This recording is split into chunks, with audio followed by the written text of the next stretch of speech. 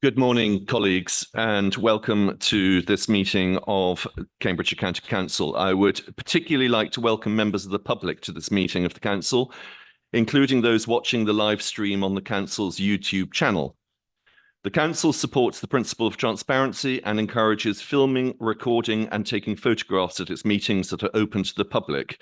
Members are advised that this meeting may therefore be filmed, recorded, or photographed. Please, can I ask all members to turn their mobile phones to silent or vibrate whilst the meeting is taking place? There is no fire alarm test scheduled for today, so if the alarm sounds, it's the real thing. I will adjourn the meeting and we will all make our way downstairs via the fire escape in the corridor behind you. The muster point is at the far end of the building.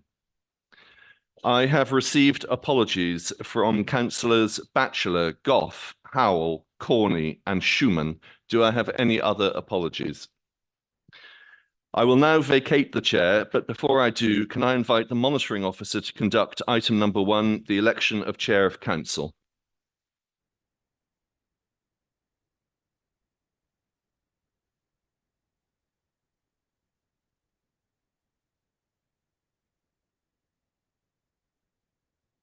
Thank you. Good morning, members. The first item is the election of Chair of the Council. Please may I have any nominations for the office of the Chair of the Council for the ensuing municipal year? Councillor Netzinger. I would like to nominate Sebastian Kindersley as Chair, as he has done a splendid job so far. Thank you. Is there a seconder? And I would be quite pleased to second that. Are there any further nominations? As there are no further nominations, we will now move to the vote by a show of hands. Those in favour of Councillor Kindersley, please raise your hands. Thank you. Those against? Thank you. I declare that Councillor Kindersley be elected for Chair of the County Council for the ensuing municipal year.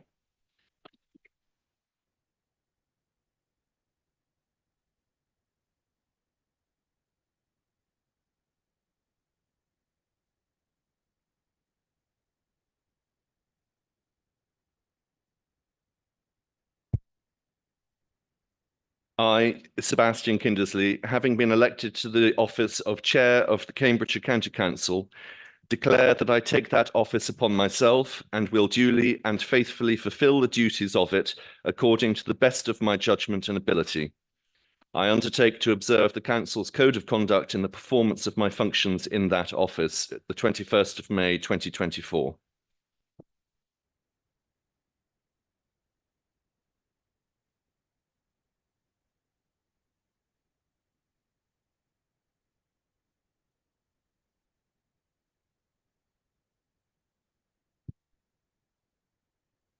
Thank you, colleagues, very much for the confidence that you've entrusted in me for the ensuing 12 months, or as Councillor Netzinger put it, so far. I am very pleased to be here and I thank you very much. I would just say that I am very conscious of the fact that this is an enormous honour to be the chair of Cambridgeshire County Council, and I hope that I continue to do you proud. So thank you very much. We now move to the second item on the agenda, which is the election of the Vice Chair of Council. Please, may I have any nominations for the office of Vice Chair of Council for the ensuing municipal year? Councillor Netzinger. I would like to nominate Councillor Doug Dew. Thank you. Councillor Maschini. And I would like to second that. Thank you, Chair. Thank you very much. Any other nominations for Vice Chair of Council? There being no other nominations, we move to the vote. Those in favour of Councillor Dew, please show. Any against? Any abstentions? Councillor Dew, you are duly re-elected as Vice Chair of Council for the municipal year.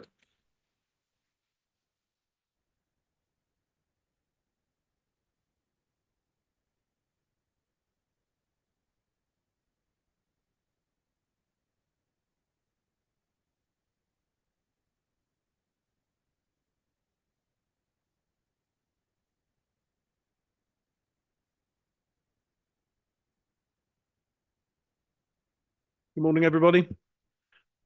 I, Douglas Dew, having been elected to the office of Vice Chair of the Cambridgeshire County Council, declare that I take that office upon myself and will duly and faithfully fulfil the duties of it according to the best of my judgment and ability.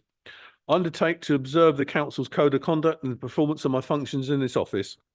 And that's dated today by me. So all I'll do is find a pen now and we'll be doing well. It's fallen inside. Oh, thank you, Sebastian. It's fallen inside my pocket. There we go. That's great. Thank you very much.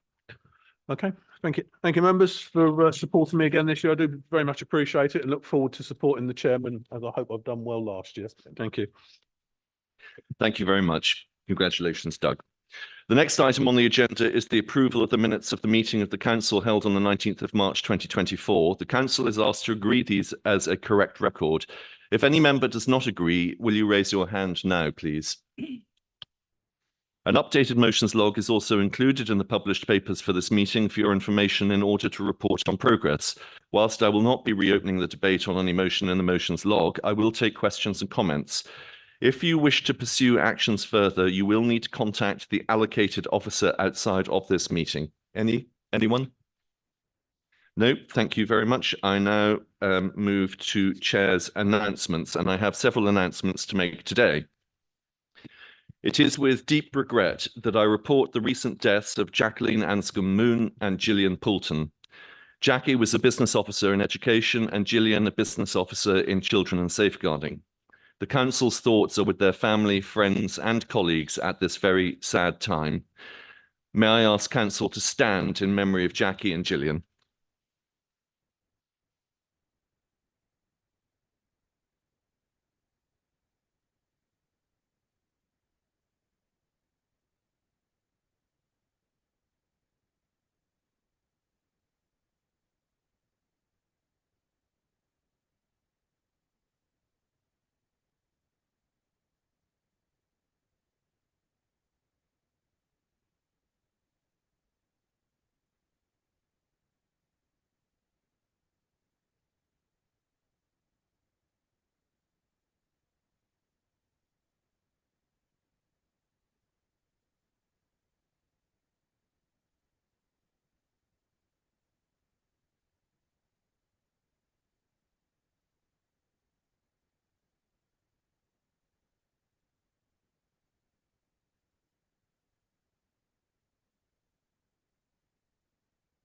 Thank you, colleagues.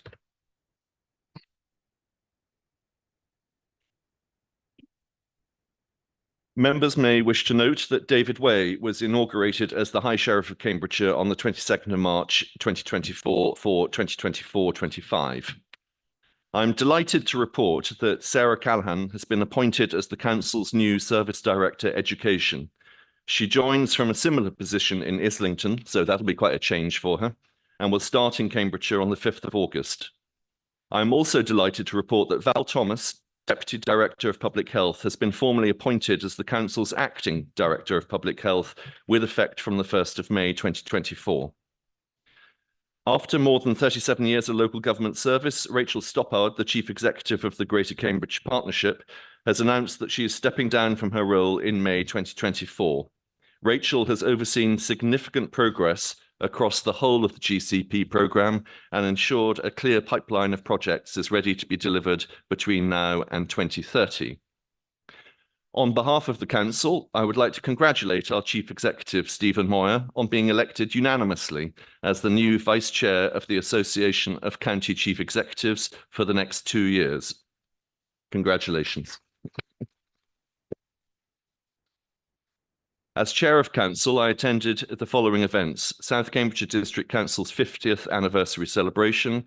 I welcomed visitors from Heidelberg to Great Shelford, St George's Day flag raising, the British Empire Medal investitures at Great St Mary's, Cambridge, the visit of Her Royal Highness the Princess Royal to Illumina in Cambridge, the Mayor of Ely's Civic Service, the Huntingdon Mayor Making, the Preparing for Adulthood Special Educational Needs and Disabilities Festival in St Ives, the St John Anteportum Latinum Feast, the Mayor of Peterborough's Thanksgiving Service, the visit of Her Royal Highness the Duchess of Gloucester to Anglia Ruskin University in Cambridge, the Ely Mayor making the raising of the progressive pride flag for International Day Against Homophobia, Biphobia and Transphobia, and citizenship ceremonies. And I would like to thank the Vice Chair for attending the Mayor of Huntingdon's civic service and citizenship ceremonies. Finally, you'll be pleased to know, Daniel Snowden, Deputy Democratic Services Manager, leaves the Council at the end of June to join Peterborough City Council as its Democratic and Constitutional Services Manager.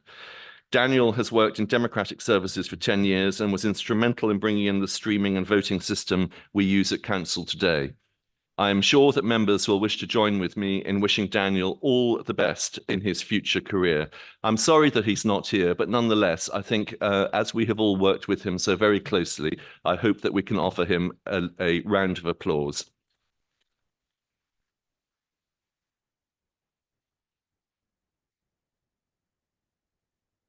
That concludes Chairman's announcements, you'll be pleased to know. The next item is to note the report of the County Returning Officer, which sets out the agenda of the recent by-election. This is included at your agenda at page 25. I'd like to welcome Councillor Andrew Wood to his first full council meeting. Welcome, Andrew.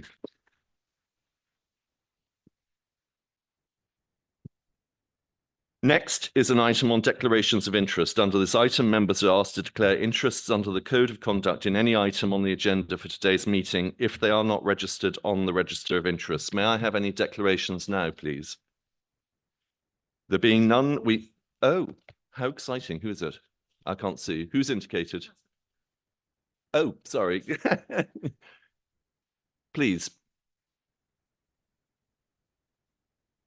Yes, I want to declare personal interest. I'm a member of Ramsey Town Council, and the council has received a formal complaint regarding the 20-mile-per-hour zones. Therefore, I won't be taking part in the debate or voting on motion C. Thank you. Thank you very much for that. Any others? In which case, we move to item 7, which is public question time. This allows members of the public to ask questions at council meetings, provided they have given advance notice. Council has received notice of 6 questions, the content of which has been circulated electronically to all members and published on the council's website. Members will wish to note that I have exercised my discretion to accept 2 additional questions which were submitted before the deadline. One relates to 2 motions on today's agenda and the other is time critical. Can I ask Mr. Fernando Grizz to come forward and ask his question? Good morning to you all, and I thank you for the opportunity of letting me ask a question.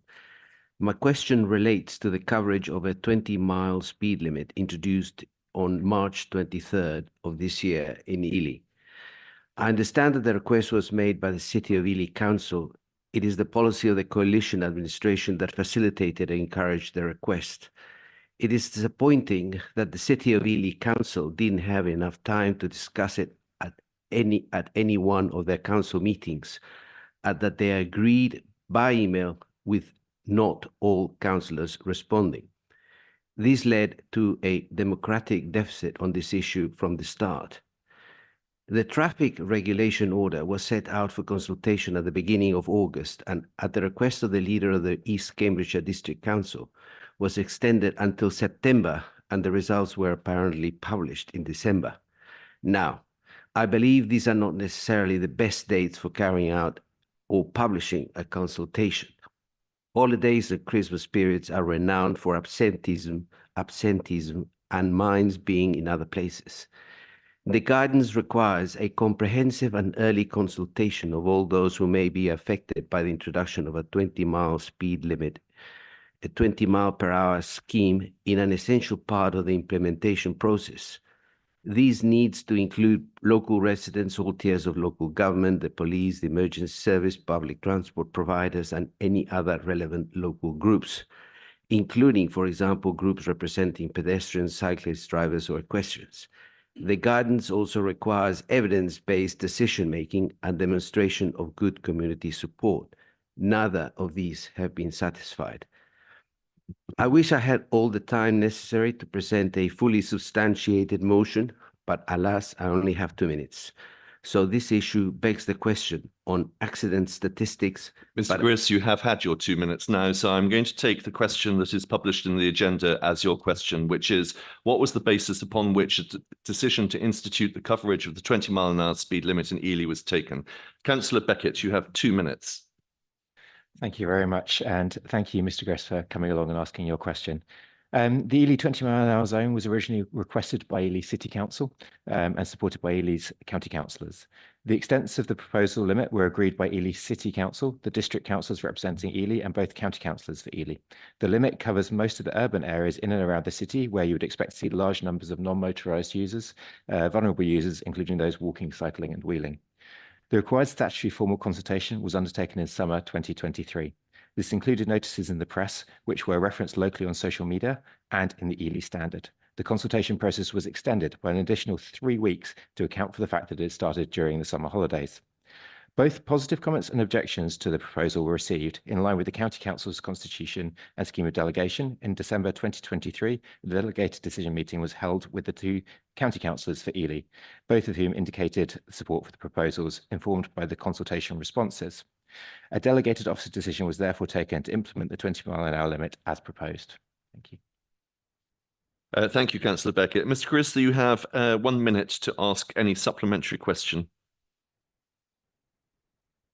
I have a follow-on question, which is, given the controversies, high degree of annoyance and lack of proper consultation on this measure, not to mention the lack of solid proof, can we get a commitment to review this measure?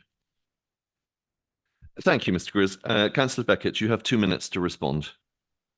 The County Council is satisfied that it has followed all correct procedures at the time.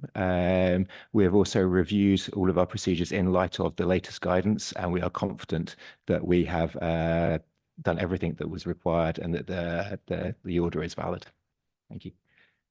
Thank you, Councillor Beckett. Mr. Griss, thank you very much for coming along this morning to ask your question, which is very much appreciated. Thank you for that. We now move on to Mr. Lee Carter, who is on Zoom. Mr. Carter, can you see and hear us? Yes, can you hear me? We can indeed. So you have 2 minutes in which to ask your question. Thank you. Thank you for this opportunity. I'm concerned about the East West Rail proposals and their impact on Cambridgeshire and would like to ask the following question, please. The first stage of a statutory consultation on East West Rail is imminent. The Department for Transport state that the benefit cost ratio for the project is only 0.3. But they argue that strategically, East West Rail would relieve road congestion into Cambridge, thus unlocking growth.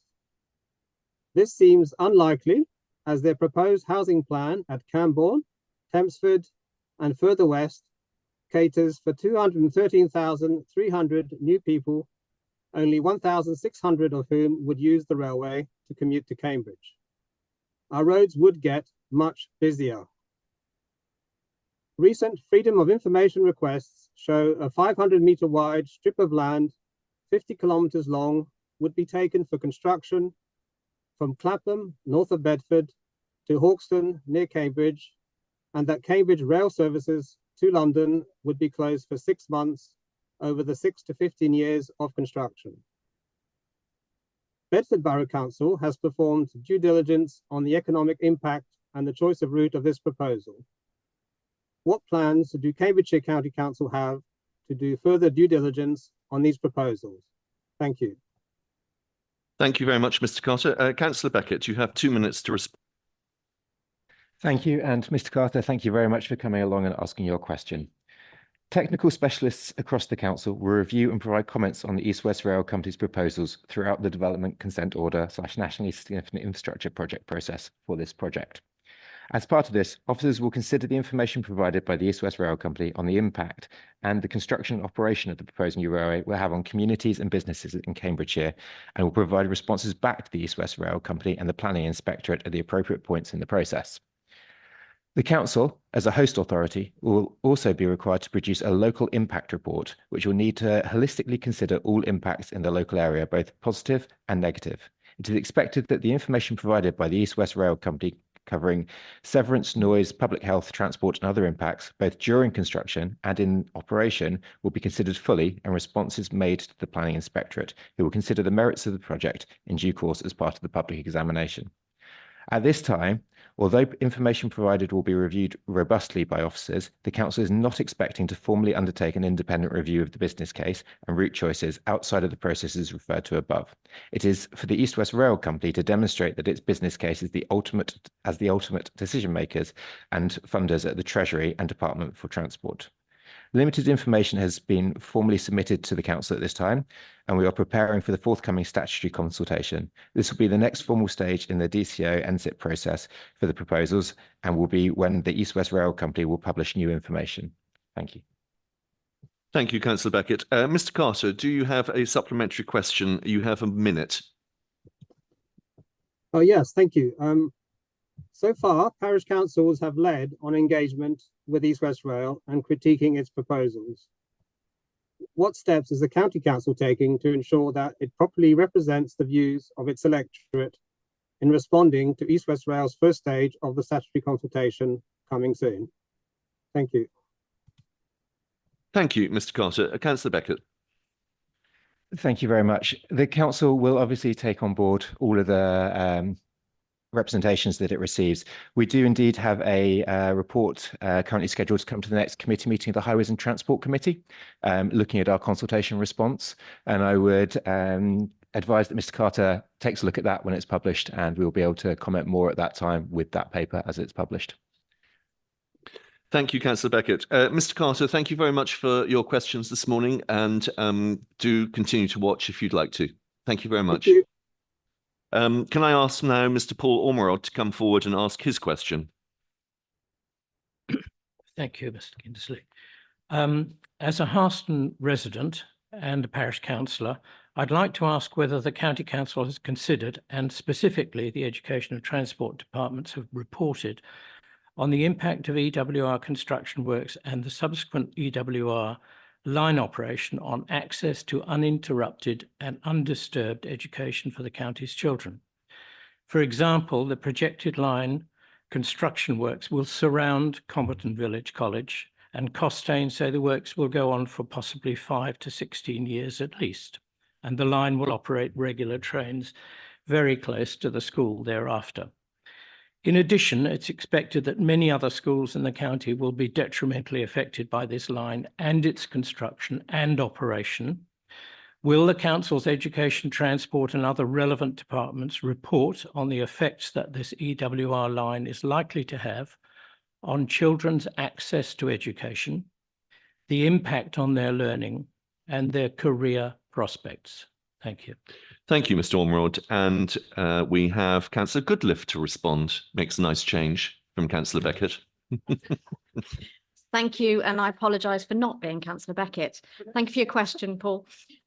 Technical specialists across the council will review and provide comments on the East West Rail Company's proposals throughout the development consent order and the nationally significant infrastructure project process for this project. As a part of this, officers will consider the information provided by East West Rail Company on the impact that construction and operation of the proposed new railway will have on educational facilities close to the route, and will provide responses back to East West Rail Company and the Planning Inspectorate at appropriate points in the process. The Council, as a host authority, will also be required to produce a local impact report, which will need to holistically consider all impacts in the local area, both positive and negative. It is expected that the information provided by East West Rail covering severance, noise, public health, transport and other impacts both during construction, and in operation will be considered fully, and the responses will be to the Planning Inspectorate, who will consider the merits of the project in due course as part of the public examination. Educational facilities, including Comberton Village College as an academy, can take part in the development consent order process and make representations themselves to raise any concerns, initially through the East West Rail Company's consultations. Following this, once East West Rail Company have submitted their application to the Planning Inspectorate, and if the application is accepted for examination, they can register as interested parties and take part in the examination. Information on how to take part will be made available by the Planning Inspectorate and linked to the websites of East West Rail Company and the County Council at the appropriate time. Limited information has been formally submitted to the council at this time, and we're preparing for the forthcoming statutory consultation. This will be the next formal stage in the DCO NSIP process for the proposals, and will be when East West Rail Company will publish new information. Thank you, Councillor Goodliffe. Mr. Ormerod, you have a minute to ask any supplementary question. Just a small matter. Will the council actually quantify how many schools that are situated along this line, primary, secondary, childcare facilities that are within a small distance, reasonable distance of this line, and make that a focus for their study of the effects on education? It's not sufficient to rely upon East West Rail's statements in this area. Thank you, Mr. Ormerod. Councillor Goodliffe. I'm sure that when the proposal comes through as a full proposal and goes to the planning inspectorate, we will look at the educational establishments along the route, yes. Mr. Ormerod, thank you very much indeed for coming along this morning to ask your question. Much appreciated. Do stay as long as you can bear. I now move on to the next question, which is from Mrs. Sarah Hughes, if she'd like to come forward and ask a question on behalf of Miss Georgia Orwell from Cambridgeshire Families for Sustainable Travel. Mrs. Hughes. Good morning. School streets and 20-mile-an-hour zones around schools have been shown to improve safety and encourage active travel in the final part of children's journeys to school and nursery. However, most children in Cambridgeshire live outside the immediate radius of their school. Therefore, they are forced to use the current network of badly maintained pavements, unreliable and patchy bus networks, inappropriate shared cycle footways, and many 30-mile-an-hour roads, including some in central Cambridge, on a daily basis.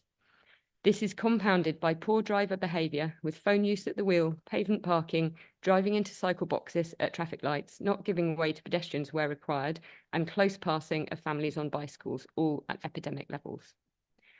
Given that private car use is increasing in the city and wider county, with no hope or plan for this to change in the near to mid-term future, what is being done to prioritise active travel and safety along the whole journey to school for children and families in Cambridgeshire? Thank you, Mrs. Hughes. Councillor Beckett, you have 2 minutes. Thank you. Firstly, I apologise for not being Councillor Goodliffe. And also I say thank you to Sarah for reading Georgia's question. The Council is committed to improving conditions for the travelling public and increasing the use of active travel to meet our objectives in relation to climate, road safety, congestion, health, accessibility and connectivity. School travel is a key part of our work on these issues. In the context of individual schools and their catchments, one size does not fit all. Each individual school location and catchment has its own unique set of challenges, and tackling them is prioritised where a school or community identifies an area for concern and where injury collision data would support an intervention, be that a school street or another engineering intervention. More broadly, the Council is committed to delivering improvements to active travel networks across Cambridgeshire, including in Cambridge, to make the whole journey safer and more convenient for pedestrians, wheelers and cyclists. Modal filters and width restrictions that limit road use by general traffic have been very effective for many decades in parts of Cambridge and continue to be introduced where local demand is present and resources allow.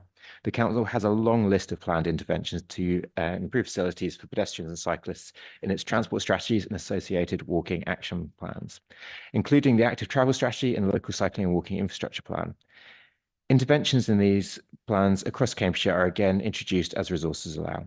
The Council will be bringing forward proposals for further 20-mile speed limits in Cambridge, and initial consultations on this proposal is likely to commence later in the year. Cambridgeshire County Council's road safety team works with a range of partners through the Vision Zero partnership to reduce injuries and deaths on the road network. The team works with primary and secondary schools across the county to deliver the Mode Shift Stars and Junior Travel Ambassadors scheme.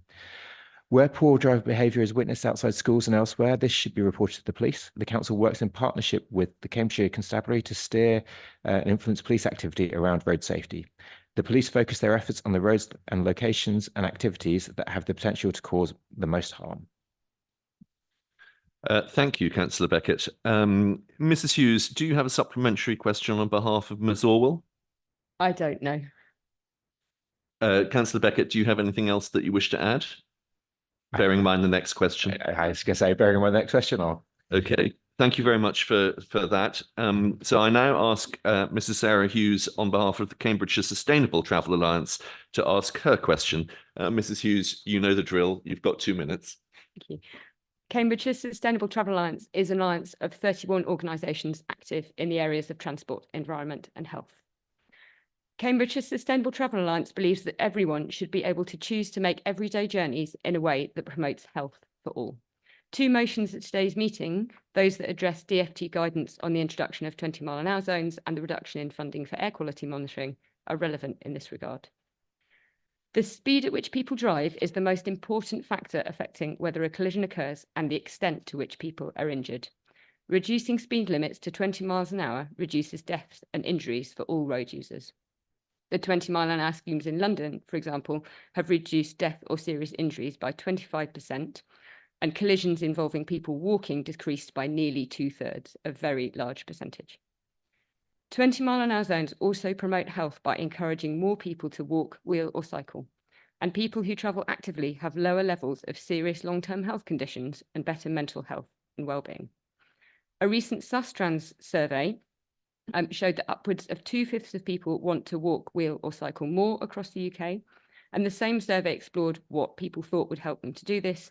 Around half said they would find streets with 20-mile-an-hour speed limits useful to help them walk, wheel or cycle more. Lastly, everyone benefits from better air quality. Levels of major air pollutants reduce when more people are able to walk, wheel and cycle rather than drive, and levels of particulate emissions drop in 20-mile-an-hour zones when driving is smoother. So monitoring is central to any air quality improvement strategy, and therefore the withdrawal in funding for air quality monitoring is disappointing. Cambridgeshire Sustainable Travel Alliance would like to see authorities working to create streets and places that promote healthy lives for everyone. What steps will this council take with respect to transport to achieve this goal? Thank you very much, Mrs. Hughes. Councillor Beckett, you have 2 minutes. Thank you very much, Sarah. I want to actually start personally by saying, as a father that regularly bikes his daughter to school down a 30-mile-an-hour road, which is dangerous, I really fully understand this problem. Only last week, she nearly got taken out by a lorry, and I recognised the tears that she was in and how it really put her off cycling from that point forward. So I really do understand the issues that this causes and the safety concerns for all of our children and young people. The council has a strong commitment to road safety and sustainable travel. There are already established programmes for rolling out 20-mile-an-hour zones in Cambridgeshire, with a report to Highways and Transport Committee in October 2023, setting out the priorities and investments for that current period. Our strategic framework sets out our commitments to net zero, healthy communities and sustainable travel. And we continue to work with partners at the Greater Cambridge Partnership and the Cambridge and Peterborough Combined Authority to develop proposals across the county as our resources allow. Within Cambridge, as I mentioned earlier, we're also looking at rolling out a much wider 20-mile-an-hour programme, and consultations on that will commence later in the year. Thank you.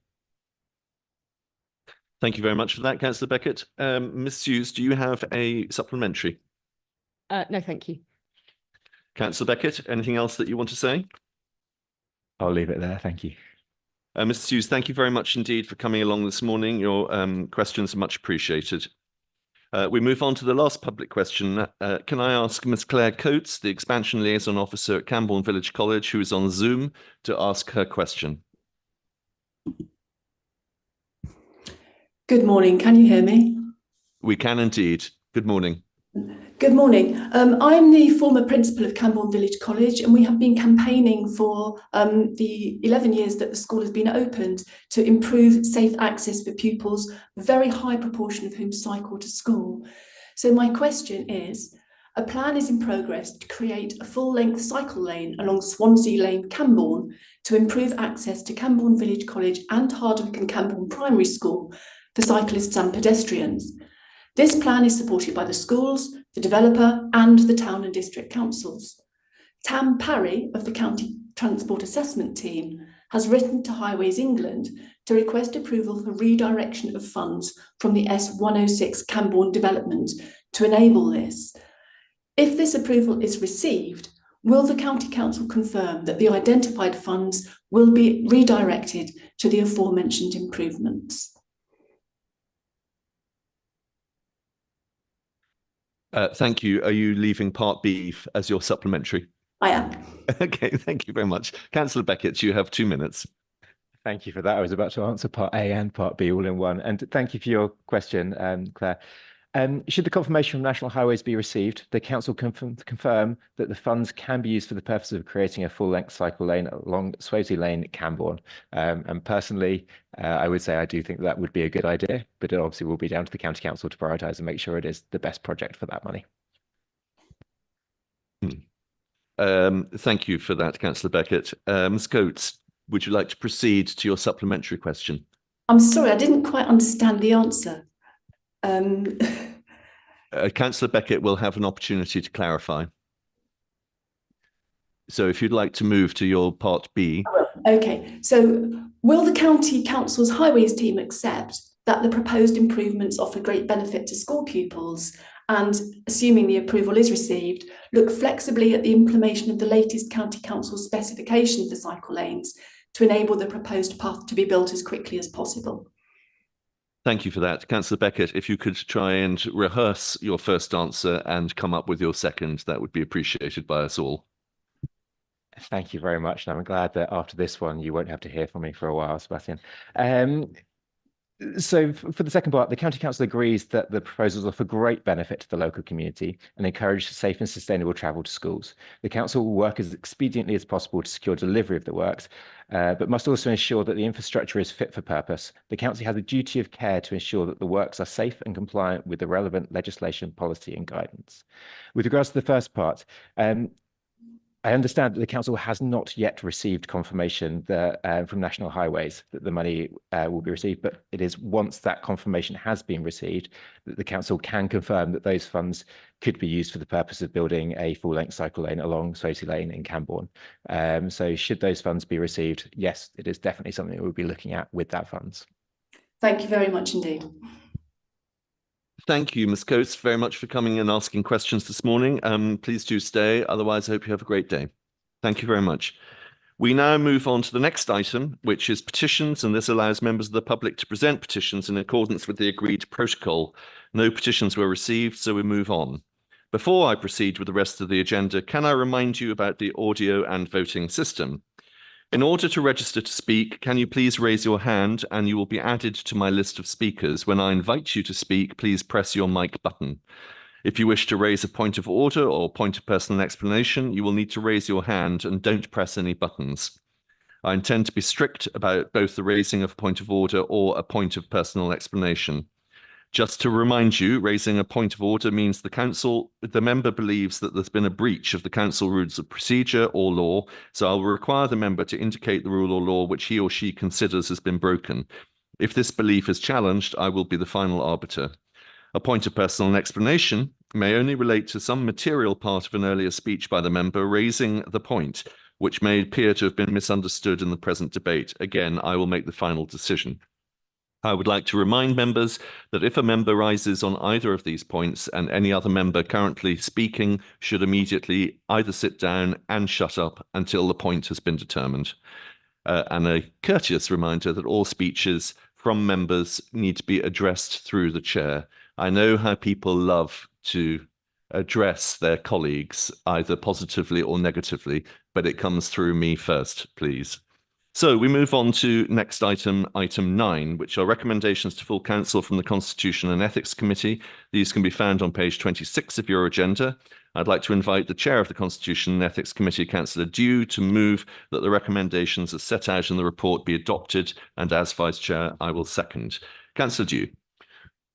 Thank you very much, Chair. I'm pleased to present the recommendations from the Constitution and Ethics Committee that met recently. The recommendations are set out before you, items A to E, and I duly propose those. Thank you very much. Thank you. Those are seconded. Any comment? No comment. I will take that to be general consensus and support of the motion. If anyone disagrees, please show now. No disagreement. We will take the motion as carried. Thank you very much. We move on to item number 10, and that is the allocation of seats and substitutes on committees. I move that the allocation of seats and substitutes on committees to political groups in accordance with the political balance rules as set out in the report circulated to members and published on the website on the 16th of May 2024 be approved. I'll invite the Vice Chair to second. Duly seconded. Thank you very much. Any comment? There is general consensus in support of that motion. Does anybody disagree? I see no objections, so we shall take that as carried. We move on now to item number 11. I move the proposed appointment of the Chair and Vice Chair of committees as set out in the report on page 61 of the agenda be approved and invite the Vice Chair to second. So seconded. Thank you. Any comment?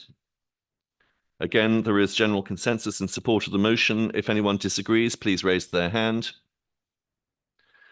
That being the case, we will take the motion as carried. Thank you very much. We move on to item number 12, appointments to outside organisations. I need to alert you to a correction. Cambridgeshire County Council has been allocated 2 places and not 3 on the Cambridgeshire Police and Crime Panel. Subject to that clarification, I propose to move as chair the recommendations as set out in the report on pages 62 to 64 and invite the Vice Chair to second. Seconded. Thank you. Any comment? No, there seems to be general consensus in support of the motion. If anyone disagrees, please raise your hand. I see no objections, so we will take the motion as carried. Item number 13. This item relates to the Cambridgeshire and Peterborough Combined Authority. I propose to move as chair the recommendations as set out in the report on page 65 of the agenda be approved. Vice Chair to second. So seconded. Thank you. Any comment? There seems to be general consensus in support of the motion. If anybody disagrees, please show now. I see no objection, so we shall take the motion as carried. Item number 14, I move that the calendar of meetings of the County Council set out on the agenda be approved. Vice Chair to second. So seconded. Any comment? No, there seems to be general consensus in support of the motion. If anyone disagrees, please show. There is no objection. We will take that motion as carried. Thank you very much. Now, item number 15, this is where it all grinds to a halt. Written motions, 5 motions have been submitted. So we move to the first motion. Can I ask Councillor Alex Beckett to move and speak to his motion as set out on pages 3 and 4 of the Council agenda? Thank you, Sebastian. The world around us... Possibly chair, whilst I sit and... Thank you, Chair. Sorry. The world around us is changing rapidly. As Bill Gates famously... Sorry, Councillor Beckett, are you proposing an alteration to your motion? Sorry, yes, I wasn't aware I had to speak to the alteration. You don't have to speak to it, you just have to propose it. Okay, I duly propose it. Okay, can you tell us what the alteration is? Circulated. It's as circulated. It's basically to add into the council notes that make sure that it's rural and urban settings to address potential congestion. And the other big point is that it also works with the combined authority to create the technology partnership. Those are the 2 main changes. Thank you, Councillor Beckett, for that clarification. Council, you are invited to accept that alteration without debate. Do you wish to accept that alteration? Okay, great. That's most unexpected. Thank you very much. Right, so Councillor Beckett, you now move for 5 minutes your altered motion. Thank you, Chair. The world around us is changing rapidly. As Bill Gates famously said, we will always overestimate the difference technology will make in the next 2 years and underestimate the change it will make in the next 10 years. For every successful technology, there are 2 that we believed would change the world but did not. However, progress is unmistakable. 20 years ago, when I first went to university, Google Maps didn't exist. I remember walking the streets of Boulder, Colorado with a map and compass trying to figure out where the hop, skip and jump buses would kick me out. I remember trying to change my British pounds into American dollars as I had struggled to find shops that would take my British cards. Today, it's hard to find a physical map, and stores that accept cash are becoming increasingly rare. I can drive to the south of France with no planning and only a simple search in Waze. It's brilliant and something which our grandfathers and grandmothers would never have dreamed of, but it's not all a panacea though. The same Waze also means that drivers are becoming increasingly sign blind and will happily follow GPS into a lake and run through tiny streets simply to save 30 seconds on a journey. One of the reasons modal filters have become so popular in recent times is to mitigate the undesired traffic caused by GPS devices optimizing based on time rather than looking at wider societal costs. Over the last 20 years, the single biggest change in our lives has been the internet, the ability to research at the touch of a button and connect with ease, technology you can use to access the world. That's why so many people mistakenly think of technology in local government as being a skills problem, because over the last 20 years, some of the biggest issues have been around people being locked out of the benefits, being unable to use it. Looking forward to the next 20 years, though, the biggest technological changes will likely be less about requiring new skills, more about dealing with the ramifications of its use and harnessing its potential. One of the most apparent challenges recently is the infrastructure surrounding electric vehicles. For decades, we've known electric cars were coming, yet as a county and country, we've failed to prepare adequately and are now playing catch up. The infrastructure we're planning for the next 10 years is needed today and may not even meet the requirements of 10 years from now. Autonomous vehicles and robo-taxis are another groundbreaking development. Few people realize that they are already a reality. In the streets of San Francisco, Phoenix, Los Angeles, and Austin, fully autonomous Waymo taxis operate without a driver, just passengers in the back seat. These could revolutionize transport. If 90% of the cost of a taxi is the driver, automated taxis become significantly cheaper, potentially outcompeting car ownership and public transport. This could improve rural connectivity and reduce transport inequality, but also massively increase traffic volumes, especially in urban areas. Will they need all of those on-street electric chargers we're building? How can we develop policies which will be flexible enough to unlock the advantages of this new technology and also mitigate the issues? In children and young people's services, we already understand the challenges around safeguarding. In a future where digital manipulation and generation of images becomes increasingly literally child's play, we must keep up with the technology and ensure that we have policies, tools, and resources to cope with those new realities. In a world where with one image, I can find every other image of that person on the internet and tie down it to an exact location, how do we protect our most vulnerable? In health and social care, with the rise of genomics and individually tailored treatments, how does this affect our care delivery methods? With the rise of IoT-based technology in social care environments, how can we make sure that our county's own systems can keep up with the long-term changes? How can we make sure our contract can be adaptable to the new emerging realities? These are just some of the innovations coming our way. The average age of a councillor is around 60 years old, yet we are the ones setting policy and preparing our areas and residents for these technological advancements. This motion will help us all prepare and give us the knowledge needed to make informed policy decisions. It will enable our service areas to study the implications of technology and reflect on the policies required to embrace the positives. Let us be proactive, not reactive. Let's ensure that Cambridgeshire is at the forefront of this technological evolution, leveraging it to enhance the lives of our residents and create a more sustainable, inclusive, and prosperous future for all. Thank you for that, Councillor Beckett. You did say that we weren't going to hear from you for a bit. Do you have a seconder? Councillor Netzinger, do you want to speak now or do you want to reserve your right to speak? I'll reserve my right, thank you. Thank you, Councillor Netzinger. I understand we have an amendment. Councillor Count. Chair, as we've accepted the alteration, I will not be speaking to the amendment. I'll remove that. Thank you.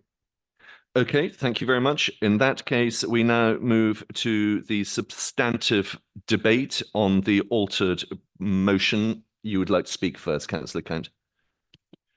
Thank you, Chair. I want to start off by saying how sorely let down I feel Councillor Beckett has let us down, and also I'm sorry to say, Chair, you. The first one is because Councillor Beckett promised us that he wouldn't be speaking again for a little while, and the second, Chair, you stole my thunder. Look. This is something that I quite believe in, the pursuit of AI, understanding its implications, its robotics, etc., which is why I'm actually in support of the motion. But I want to talk first of all about the amendment that I put forward that almost word for word has been taken as an alteration now. The first part of that is the safety element.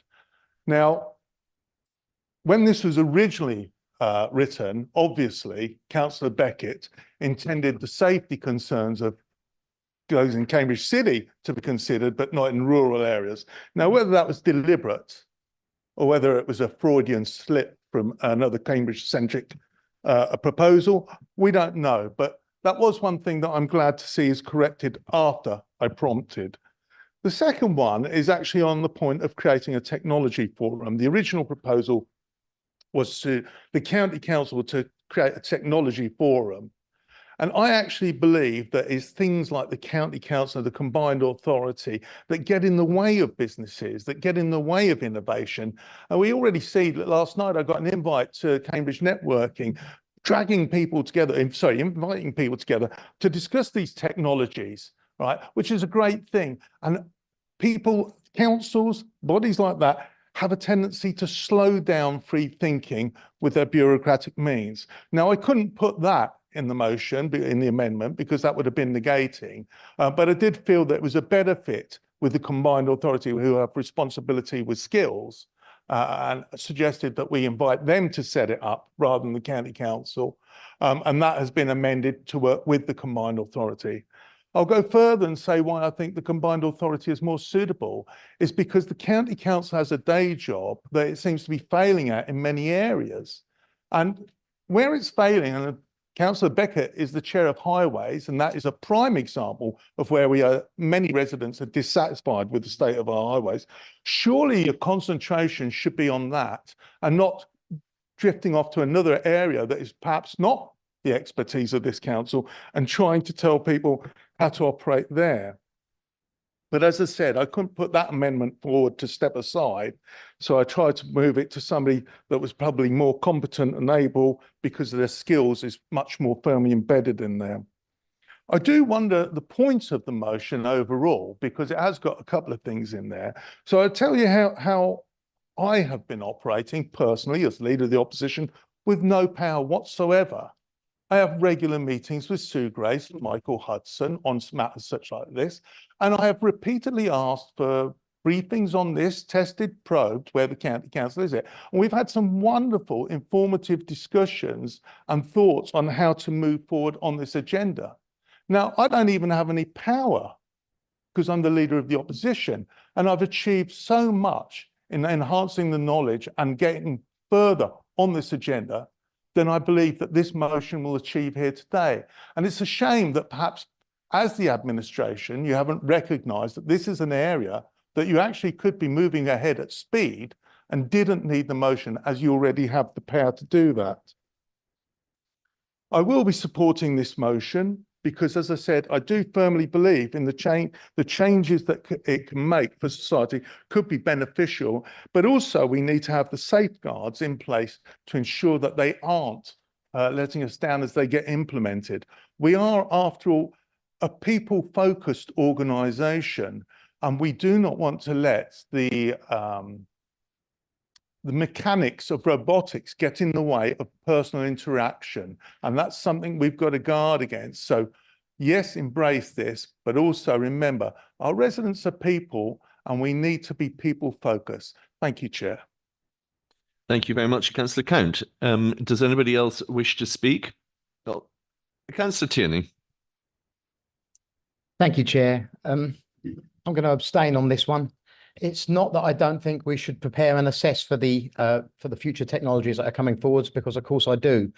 It's just that in the preamble, Councillor Beckett was altogether too positive about some aspects of it, and I feel that that has coloured my position on this argument.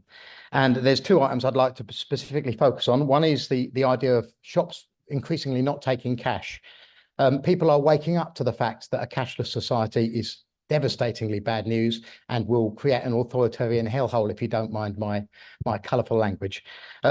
I really think it's bad news. It's very dangerous. I don't think we should be supporting it. And thank goodness this year we've seen the use of cash rise again for the first time in a long time. I think that's because people are beginning to see where this leads. The second thing is the driverless taxis that he mentioned. Interesting as that idea is, as almost sci-fi as it now seems to some of us who grew up watching that on TV, there are real implications to that. And I didn't like the positive spin that he appeared to put on it. And I think we should help people adjust to it. I know that when there have been technological resolutions in the past, we had Luddites who were opposed, and over time we've come to see that broadly those technical revolutions had a positive effect on society. But when they happened, they had hugely negative effects on groups of people. And I'm just surprised to see someone who I would consider to be on the left championing all of these jobs that are going to be destroyed by these technologies. It was too positive a spin for me, and so I will abstain. Thank you. Thank you very much, Councillor Tierney, and I particularly thank you for bringing authoritarian hellhole to our attention. It's perhaps my ambition for the next 12 months as chair of the council. So, any other speakers on this motion? In which case, no, who else indicated? Councillor Hunt. Councillor Hunt. Thank you, Chair. I would just like to sort of verbalise a sort of bit of warning. I think we should be very careful before we run to dump cash. We have a lot of people, not in the southern part so much of this county, but in the northern part, where people rely on cash. It's what they deal with, it's what they understand. And I also feel we should be very conscious as a county council that when youngsters particularly are spending money, if they're just waving a bit of plastic somewhere near a machine, they don't really realise they're getting into debt and they're getting themselves into trouble. If they actually get cash out of their wallet, then they realise they're spending it and there's some self-control. So I do feel here that of course we should embrace technology, but we should also be very careful before we try and do anything that stops or limits the use of legal tender. Legal tender. Thank you, Chair. Thank you very much. Councillor Hoy. I'd like to start by saying if you are going to make it your ambition to make the county council an authoritarian place, you're pretty close to being there. So congratulations.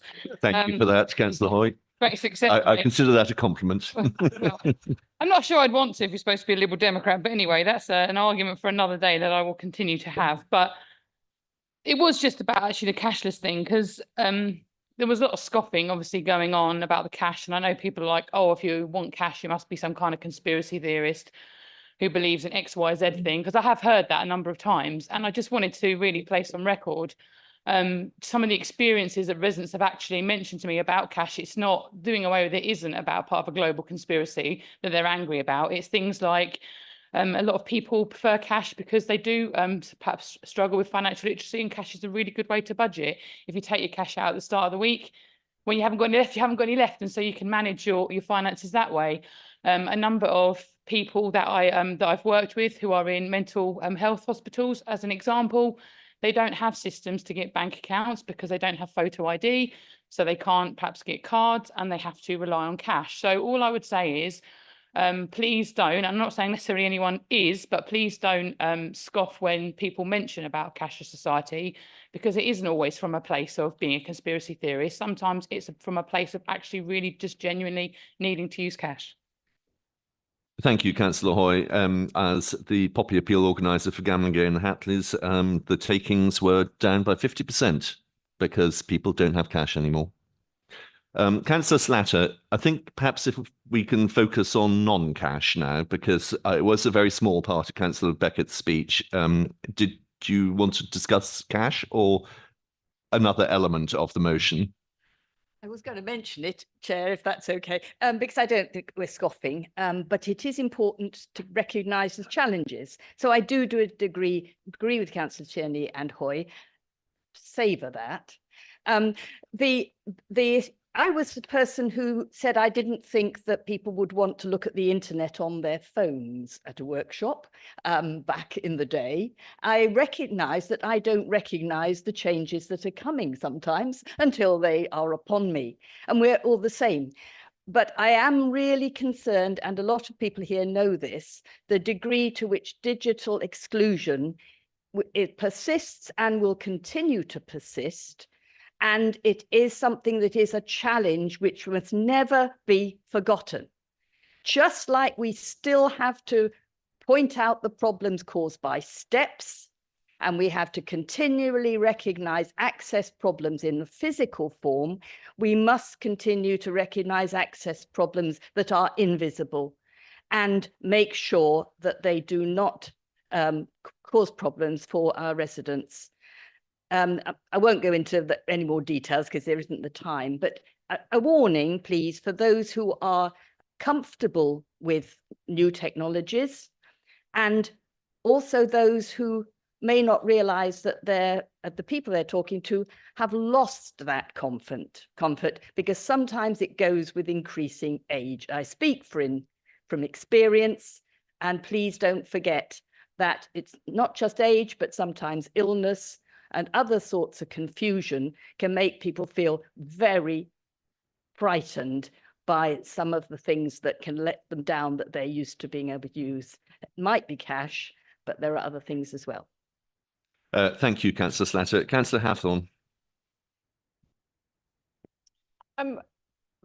So I have the motion in front of me, and it talks about the council is recommended to commit to presenting long-term technology impact assessment as part of business planning, looking at the risks and potential opportunities. Obviously, this is a brilliant forum for us all to come and speak and talk about potential risks, to flag up what we see as important. But it's certainly not a rosy, there are no downsides of technology. I think this is a really, really sensible thing to do. I think it's really important that the county council has got this in its sights, working out, what the future looks like, how technology fits into that, what is good for people, but what the risks are. So yes, money is part of that, but it is certainly not a motion talking about moving to a cashless society. It's about what are the risks and potential benefits. Thank you. Thank you for that. I have no other speakers. So now, Councillor Netzinger, you reserved your right to speak. Thank you. I did. So I'm very grateful to Alex for bringing this motion. Too often at government at all levels, we are so busy trying to fix the numerous problems we face at a daily, monthly or annual level, coping with the constant stresses and pressures of the present moment, that we don't take enough time to look further into the future and look at the direction of travel of technology or the further horizons. And when we miss that direction of travel, we miss major risks and opportunities. And this is about risks and opportunities because there are both involved in new technology. The changes in AI and other technologies are moving at an extraordinary rate. And it is important that the leadership of this council takes the time to understand how those changes in technology will move the way we work and the way we support our residents in future. There are some elements of technology where we know that the whole country is not moving fast enough to provide the infrastructure needed. And the example of electric vehicles is probably the top one of those. But there are other areas, for example, improving our ability to reduce waste and recycle more, or managing our school transport system more effectively, where new technology offers major opportunities. And I think it's really important that we look at all of those opportunities and that we work with our partners, not only at combined authority level across this county, but across local government in the east of England and the whole country, to try and understand the progress that other people are making as well. Just picking up some of the points in the debate. First of all, I want to say that the opposition does have a core role on a council. Having been the leader of the opposition for many years, I know very well that it can be pretty frustrating.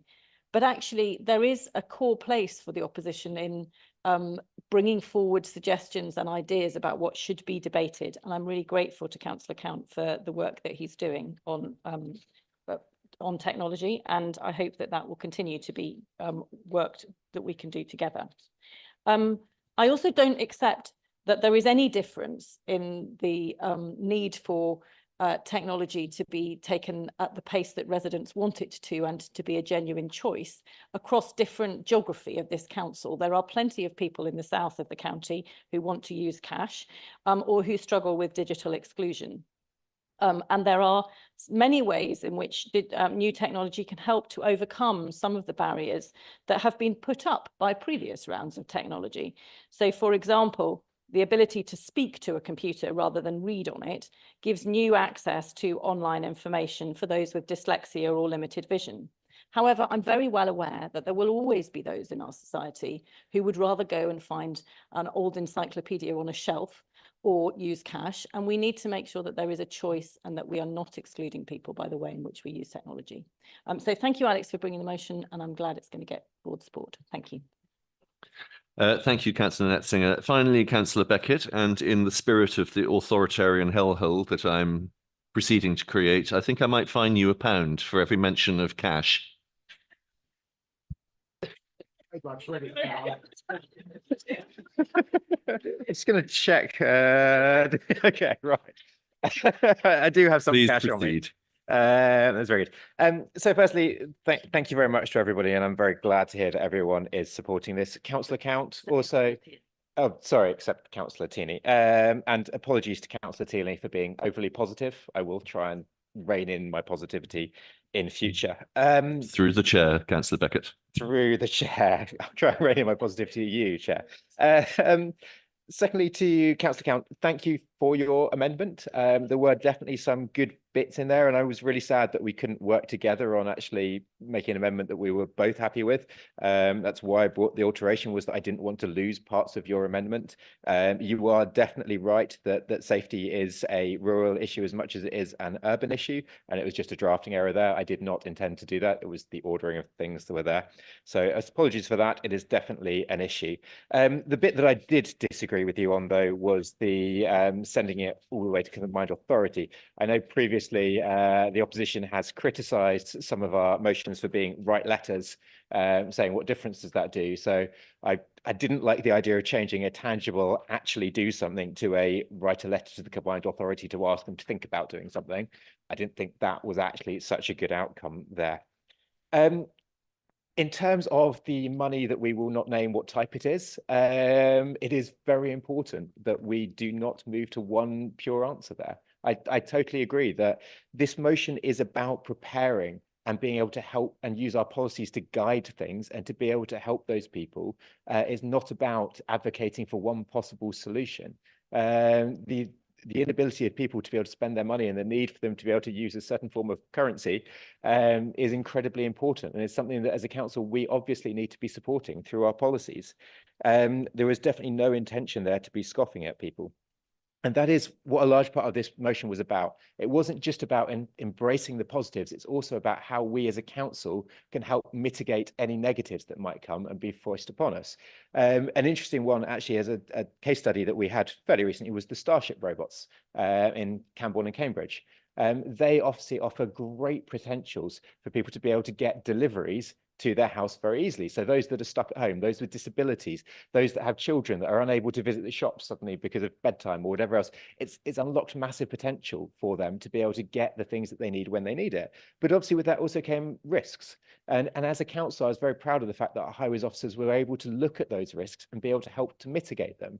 We were able to get the Starship company to be able to work with the RNIB to make sure that the robots actually considered blind people and that they were actually considering that and making sure that they weren't bringing any disbenefits with them. So I think that's a large amount of what this is. It's about how the council can use our own policies and our own powers that we have to be able to embrace the positives that this technology comes, but also be able to help guide them so that they produce less negatives for all of our residents, shall we say.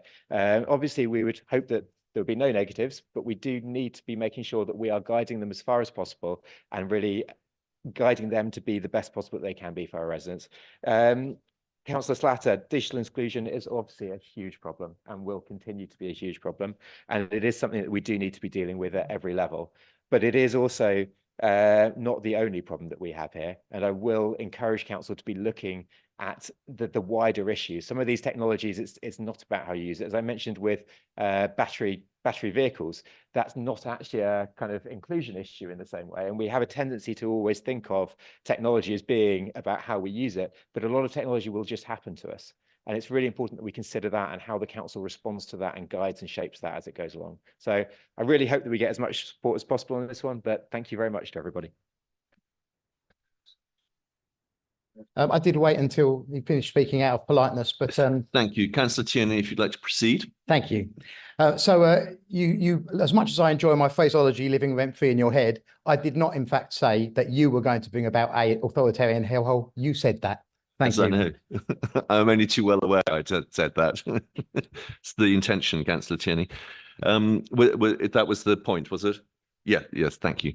Right. Now, as Councillor Tierney has indicated that he wishes to abstain, I think we will proceed to an electronic vote on the motion.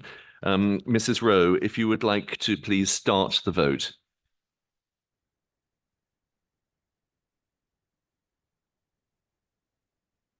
Members in favour of the motion, please press the button underneath the word yes. Members against the motion, please press the button underneath the word no. Members wishing to abstain, please press the button underneath the word abstain.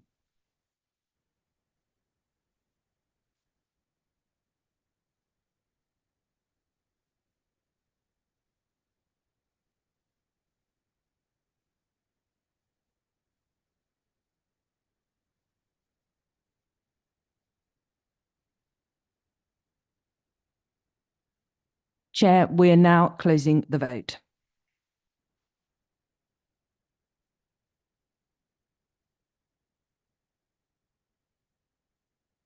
Chair, the result of the vote is 51 votes in favour, none against and 3 abstentions. The motion is therefore carried.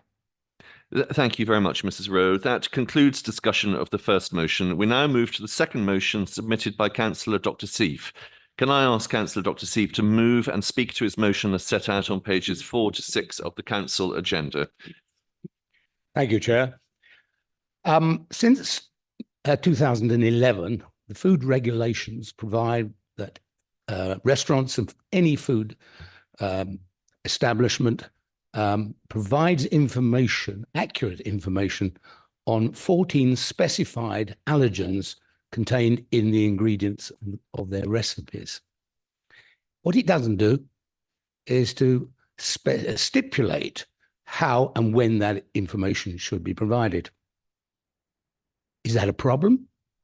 Some 2 years ago, my daughter, somebody who suffers severe allergies and all her adult life has carried her medications with her, was on business in a hotel, an international hotel in Manchester. She came down for breakfast one morning, made her allergies known to staff, and was assured that there were no allergens in the buffet foods. And she chose some hash browns, which you probably know is just a mixture of potato, grated potato, egg, and onions. On that particular morning, the chef decided, perhaps for reasons we don't really know, that he would use, or he or she would use, nut oil rather than butter or olive oil. One bite, and my daughter started to feel unwell, rushed to the toilet, went into anaphylaxis, collapsed, was unable to use her medications. And were it not for one of her colleagues who noticed her absence and went looking for her, raised the alarm, and the ambulance very fortuitously arrived within minutes, that incident would have been fatal. As it was, she was hospitalized, took a week to recover, as I might add, did her husband, her children, my wife, and I. As you know from the motion, 17-year-old Owen Carey, who was allergic to many sensitivities, in particular dairy products, wasn't as fortunate. He was misinformed and had a burger marinated with buttermilk. So pretty disturbingly similar circumstances to that which my daughter experienced, and unfortunately passed away. His family, very bravely and selflessly, have started a campaign, Owen's Law, to bring more clarity into the provision of the information. And all that it asks is that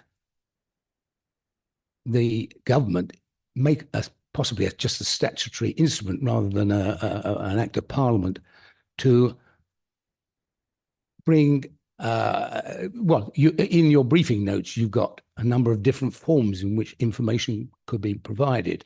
For example, a matrix of the different allergens. But the most important thing is it should be provided without having to be asked by a consumer. Now, you've got the depressing statistics in front of you. I'm not going to read them out. They're in the briefing note, but I'll make three very, very quick points. First of all, our officers, trading standards and public health support this motion, as do the environmental health of at least one of the district councils that I've spoken to. We're not imposing an administrative burden on restaurants. Indeed, I've spoken to some, they think it's a very good measure and possible bringing in additional diners who would otherwise have been wary of going out to dine. And finally, this is not about the nanny state. People with allergies will always have to take the necessary precautions. It's about giving people an informed choice. And of course, that is the mark of a civil and caring society. We're all here to make changes. We want to either preserve what is good or make better, if we can, by our changes. This change would be very small in the scale of things. But if, as a result of that, we're able to raise the issues, make awareness of the issues surrounding food allergens, encourage other local authorities to bring this forward. Don't forget, the government has not yet done this, despite the recommendations of the FSA. We will have done a very good thing. If we save just one life by this action today, that minuscule change will make a dramatic impact on lives. So I urge you, and I'm looking for unanimity amongst us all, to take this motion forward. Thank you, Councillor Dr. Steve. Thank you. Councillor Dr. Bulat, you're seconding. Do you wish to speak now or to speak at the end? I will reserve my right to speak at the end, Chair. Thank you. Okay, thank you very much. Councillor Count. Thank you, Chair, and thank you, Dr. Steve, for bringing this motion forward. Just let you know from a personal experience, I've had a few issues myself, not to the degree to which your daughter was taken ill. And you have my every sympathy, as does every family that's ever had to go through the presence of somebody going into anaphylactic shock, as well as the really sad and tragic tragedy where families have lost somebody in that way. It's something that, despite the best intentions in the world, we can't always guard against. An untrained kitchen hand, for example, not following the rules and something slips in. However, there are positive steps we can take, and I think Owen's Law has moved us in the right direction, the recommendations there, and the fact that it would be easier to go into a restaurant and not have to ask for written advice, and it's simply to be there. In my own personal case, I don't have to carry a stick pen or anything like that, but I am on a daily dosage of hexafenadine for my allergies, which seems to keep me on the truant level. But every time I go into a restaurant, I make clear my allergies and I get good service, and that's never been the cause. It's been other areas that have been the cause. So I kind of support this. There's only one area that I don't really agree with, and it's a shame at the very end of your summing up that you drew attention to that, which I feel is slightly incorrect. And that's the fact that you say that the government has been doing nothing or taking any tangible action on progressing legislation. So to be clear, the FSA, it went to the government, Owen's Law went to the government, and they said, here's a good idea, what do you think about it?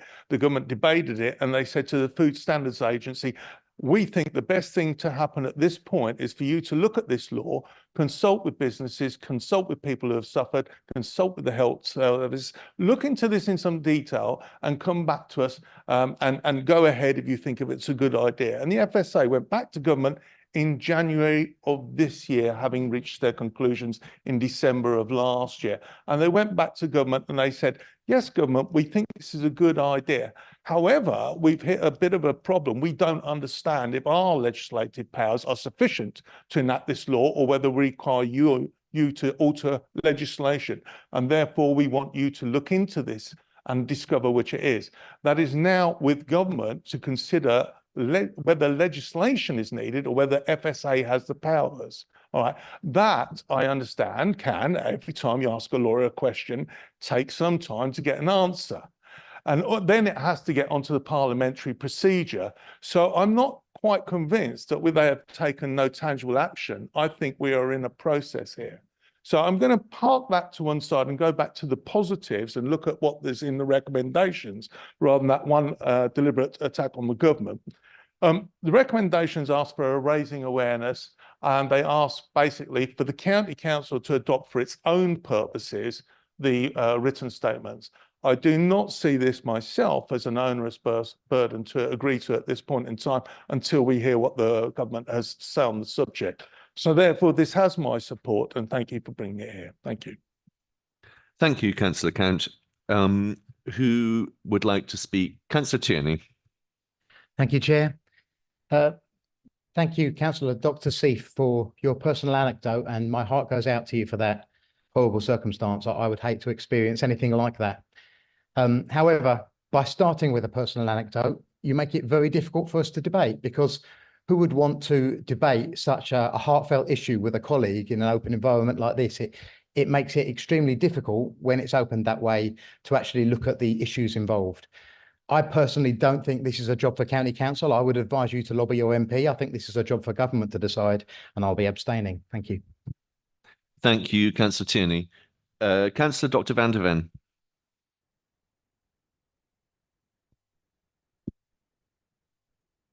I'd like to thank Councillor Seif for bringing this forward. It is obviously a gap that needs addressing. It doesn't matter where it's caught in the bureaucracy.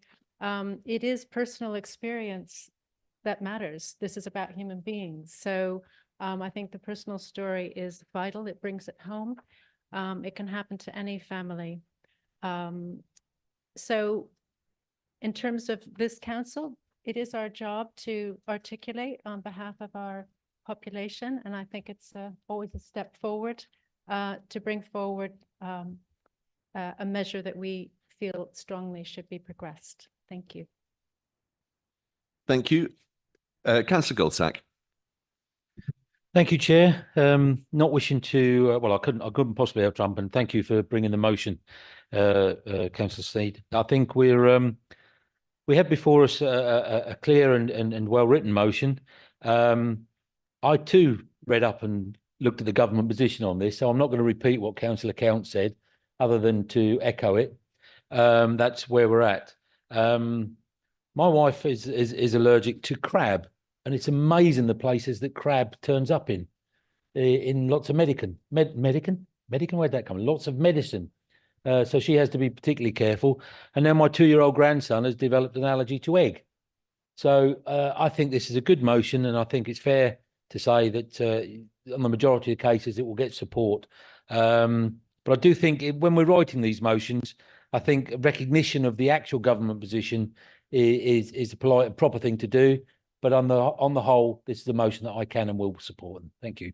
Thank you, Councillor Goldsack. Councillor Bywater. Thank you very much, Chairman, and congratulations on taking the role again. Yes, I welcome this motion, and I think to quote a famous book, this is a very clear and present danger for many people within this county. I think if you just listen to the experiences from a number of the speakers, I myself, my daughter has had anaphylactic reaction to nuts all her life. And I've been in various tricky situations throughout my career. And one of the most frightening experiences I had was in France, when my daughter ordered a simple salad in a French restaurant. And we didn't know that the chaps behind the scenes sprinkled a very small amount of walnuts over the salad. And within a matter of seconds, my young daughter at that time collapsed in the restaurant. Thankfully, my wife's a paediatric nurse, and between my wife and I, we managed to administer the EpiPen to my daughter, which pretty much saved her life. And nobody wants to be in that situation. Nobody wants to experience that situation. So if we can do anything, whether it's small, major, or large, if we can do anything, us as here as elected members, and I think that's got to be a good thing, irrespective of the politics. And I welcome this. I think it's a good thought out motion, and thank you for bringing it. I will be supporting it. Thank you. Thank you, Councillor Bywater. Councillor Dr. Bulat, you reserved your right to speak. I think that moment has come. Thank you, Chair, and I'm very pleased to second this motion today on a topic that I feel is very important to the health and well-being of our residents across our county. And I wish to thank as well colleagues across the room for your contributions. I do think it's the job of the council to at the very least raise awareness, if not anything else, as part of our public health function in the council as well.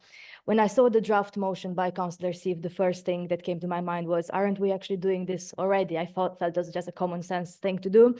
And I do agree there's progress in terms of government on this issue, and I do hope it will be implemented soon nationally, because it does work well in other countries. Very close to home in Ireland, something very similar to Owen's Law is implemented. So there are examples in different countries of how and when this can work. Owen's Law, of course, builds on Natasha's Law from 2016, offering the same protection to people who buy non-packaged food as those who buy pre-packaged food, which was the case of the debates and the results on Natasha's Law a few years ago. Of course, implementing Owen's Law or something similar like in Ireland, which is very similar to the campaign proposed, would mostly benefit those for whom allergies are life-threatening, as it should be the case. This group should be our priority in terms of raising awareness, as well as mitigating the impact of allergies. Food allergies affect between around 1% to 2%. It's always underreported of the UK population, and it might look as a small number. We're speaking about policies and to what extent a certain policy affects a population. But if you think about this up to 2%, that's at least one person in this council chamber. And as we have heard today, there's probably more of us who are affected by this issue. But these changes, I want to note as well today, also positively impact a larger group of people, in addition to those for whom allergies can be life-threatening, those who have food hypersensitivities. And this is an estimated of up to 10% of the population. Again, it's very difficult to estimate correctly, up to 10% of the UK population who have a food hypersensitivity. So I am one of those people. After many, many years of being on NHS waiting list appointments, trying to figure out why you're unwell in certain days, not others, I discovered I have hypersensitivity to gluten, to many other foods. And it's not the case that I can't, have those foods. It's the case that you have to control your diet, and actually having the information, having, as councillors have said here, an informed choice about what you eat, an informed choice about what your children eat in school, for example, an informed choice what you're eating when you go out with your friends, is very, very important, because otherwise it's very difficult to kind of control your diet and to actually feel as well as you can feel. So this is really important in terms of awareness raising. And as a council, as I mentioned before, we do have a public health duty, and making the changes that we can at the local level and advocating, of course, at the national level for Owen's Law does support our missions as a council, I feel, to reduce inequalities in health and for people to be able to enjoy the healthiest and safest lives as they possibly can. I'm really concerned looking at how food allergies incidents go underreported. So I think that's why awareness raising is so important, to actually get the numbers, to be able to have the policies that do take into account how widespread those issues are in the population. And also a final point I want to make is about the impact on NHS budgets.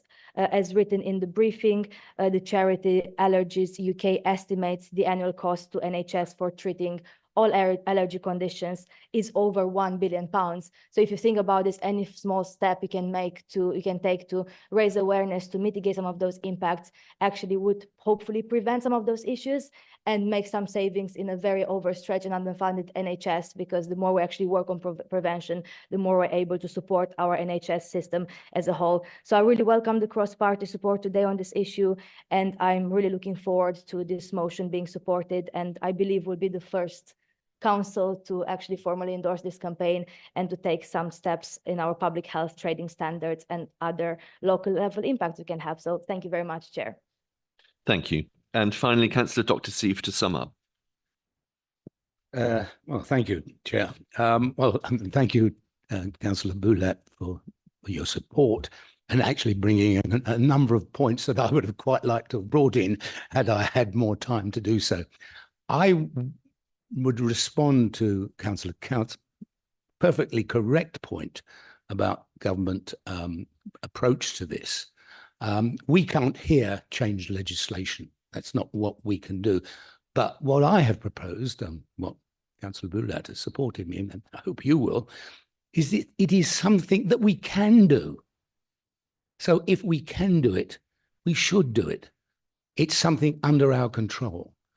And I think it will make a big impact. And I think it will, I've asked that this be publicised both in Cambridgeshire and around the country so that other local authorities can take similar measures. It's what we can do. It may, of course, catalyse the government to bring forward. As I say, I don't think it requires an act of parliament. I think it requires a statutory instrument, which is a different process. But I may be wrong on that, and I could stand to be corrected. But I think it is something that we here can do, and it would make that change that I'm looking for. It's not politics. It's not about politics. It's just a practical measure that I believe will help our residents and in potentially other people elsewhere in the country. So I thank you very much, and I hope that you'll be able to support the motion. Thank you, Councillor Dr. Seave. We have had a member indicate they wish to abstain, so we will move to an electronic vote. Mrs. Rowe, could you please start the vote?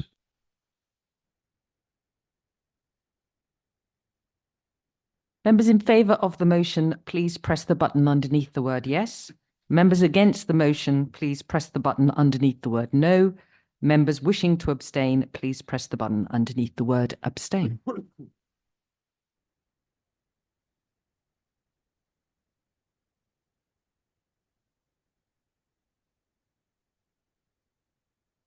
I'm now closing the vote.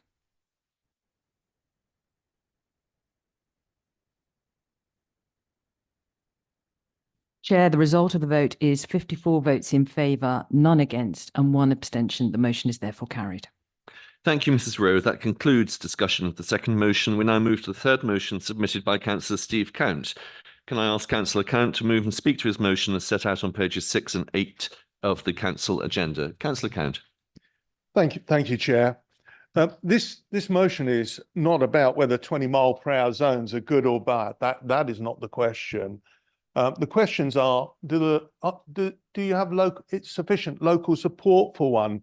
Do the zones meet the current government guidance which is set out? Is there confidence in the decision-making process that got us to those points? I suggest that in some cases the joint administration would struggle to justify the county council's actions.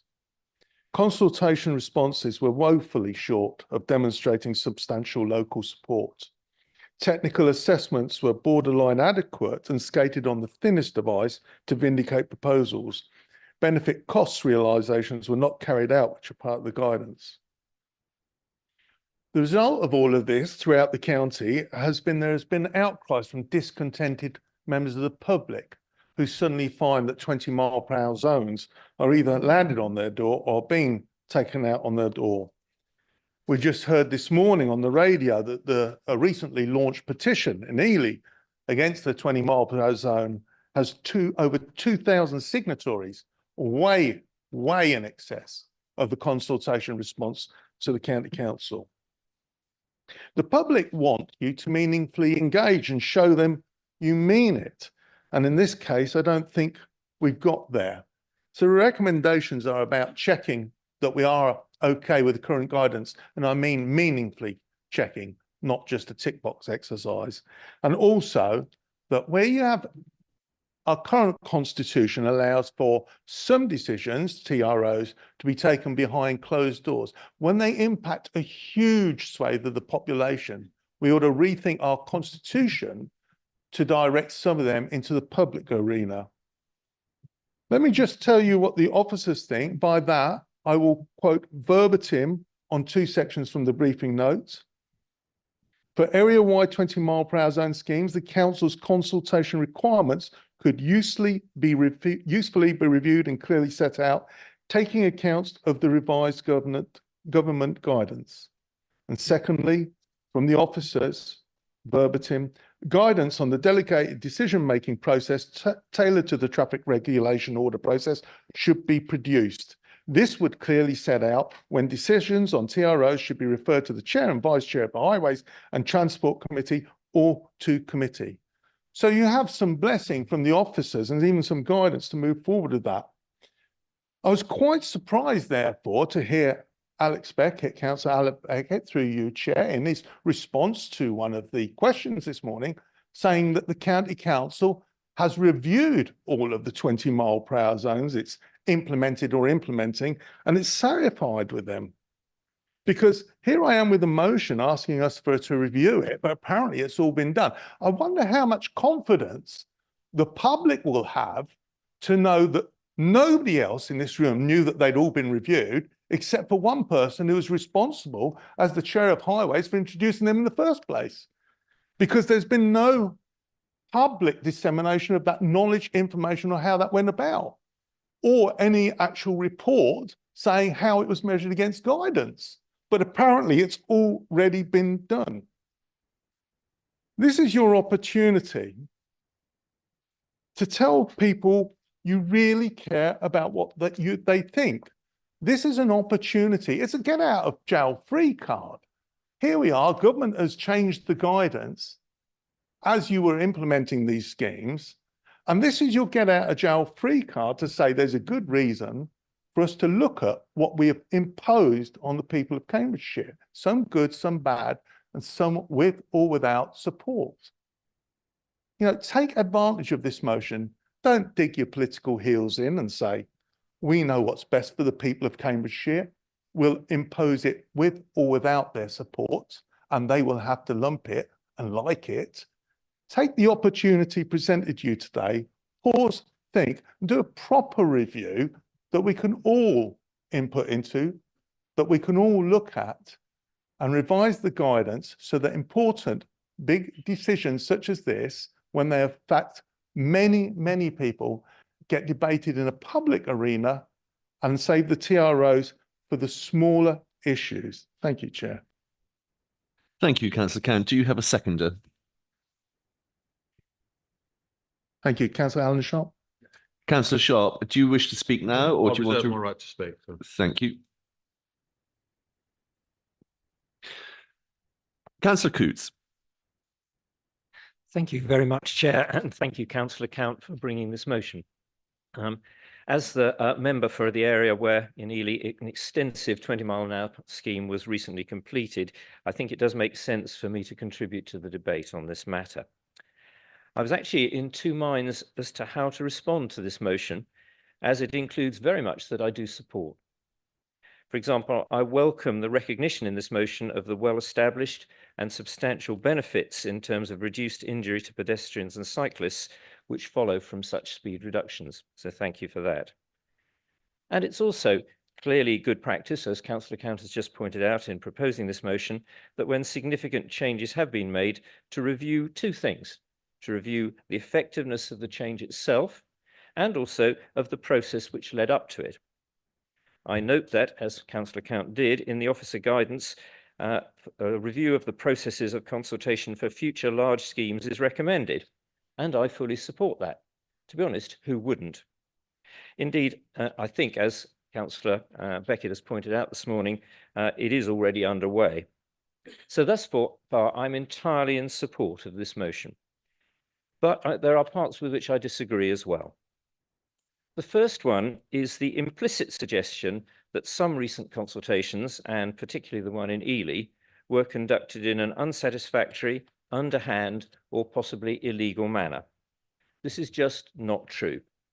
The consultation in Ely followed the established procedures, was open for more than twice as long as required, thanks to a suggestion from the leader of the local district council, and was accompanied by significant debate in local press and radio.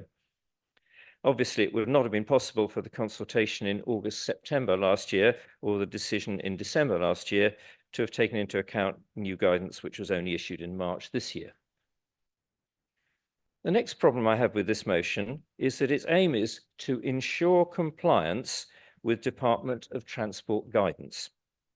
As the officer note points out, guidance is not the same as statutory requirements, and local authorities can make their own decisions on these matters.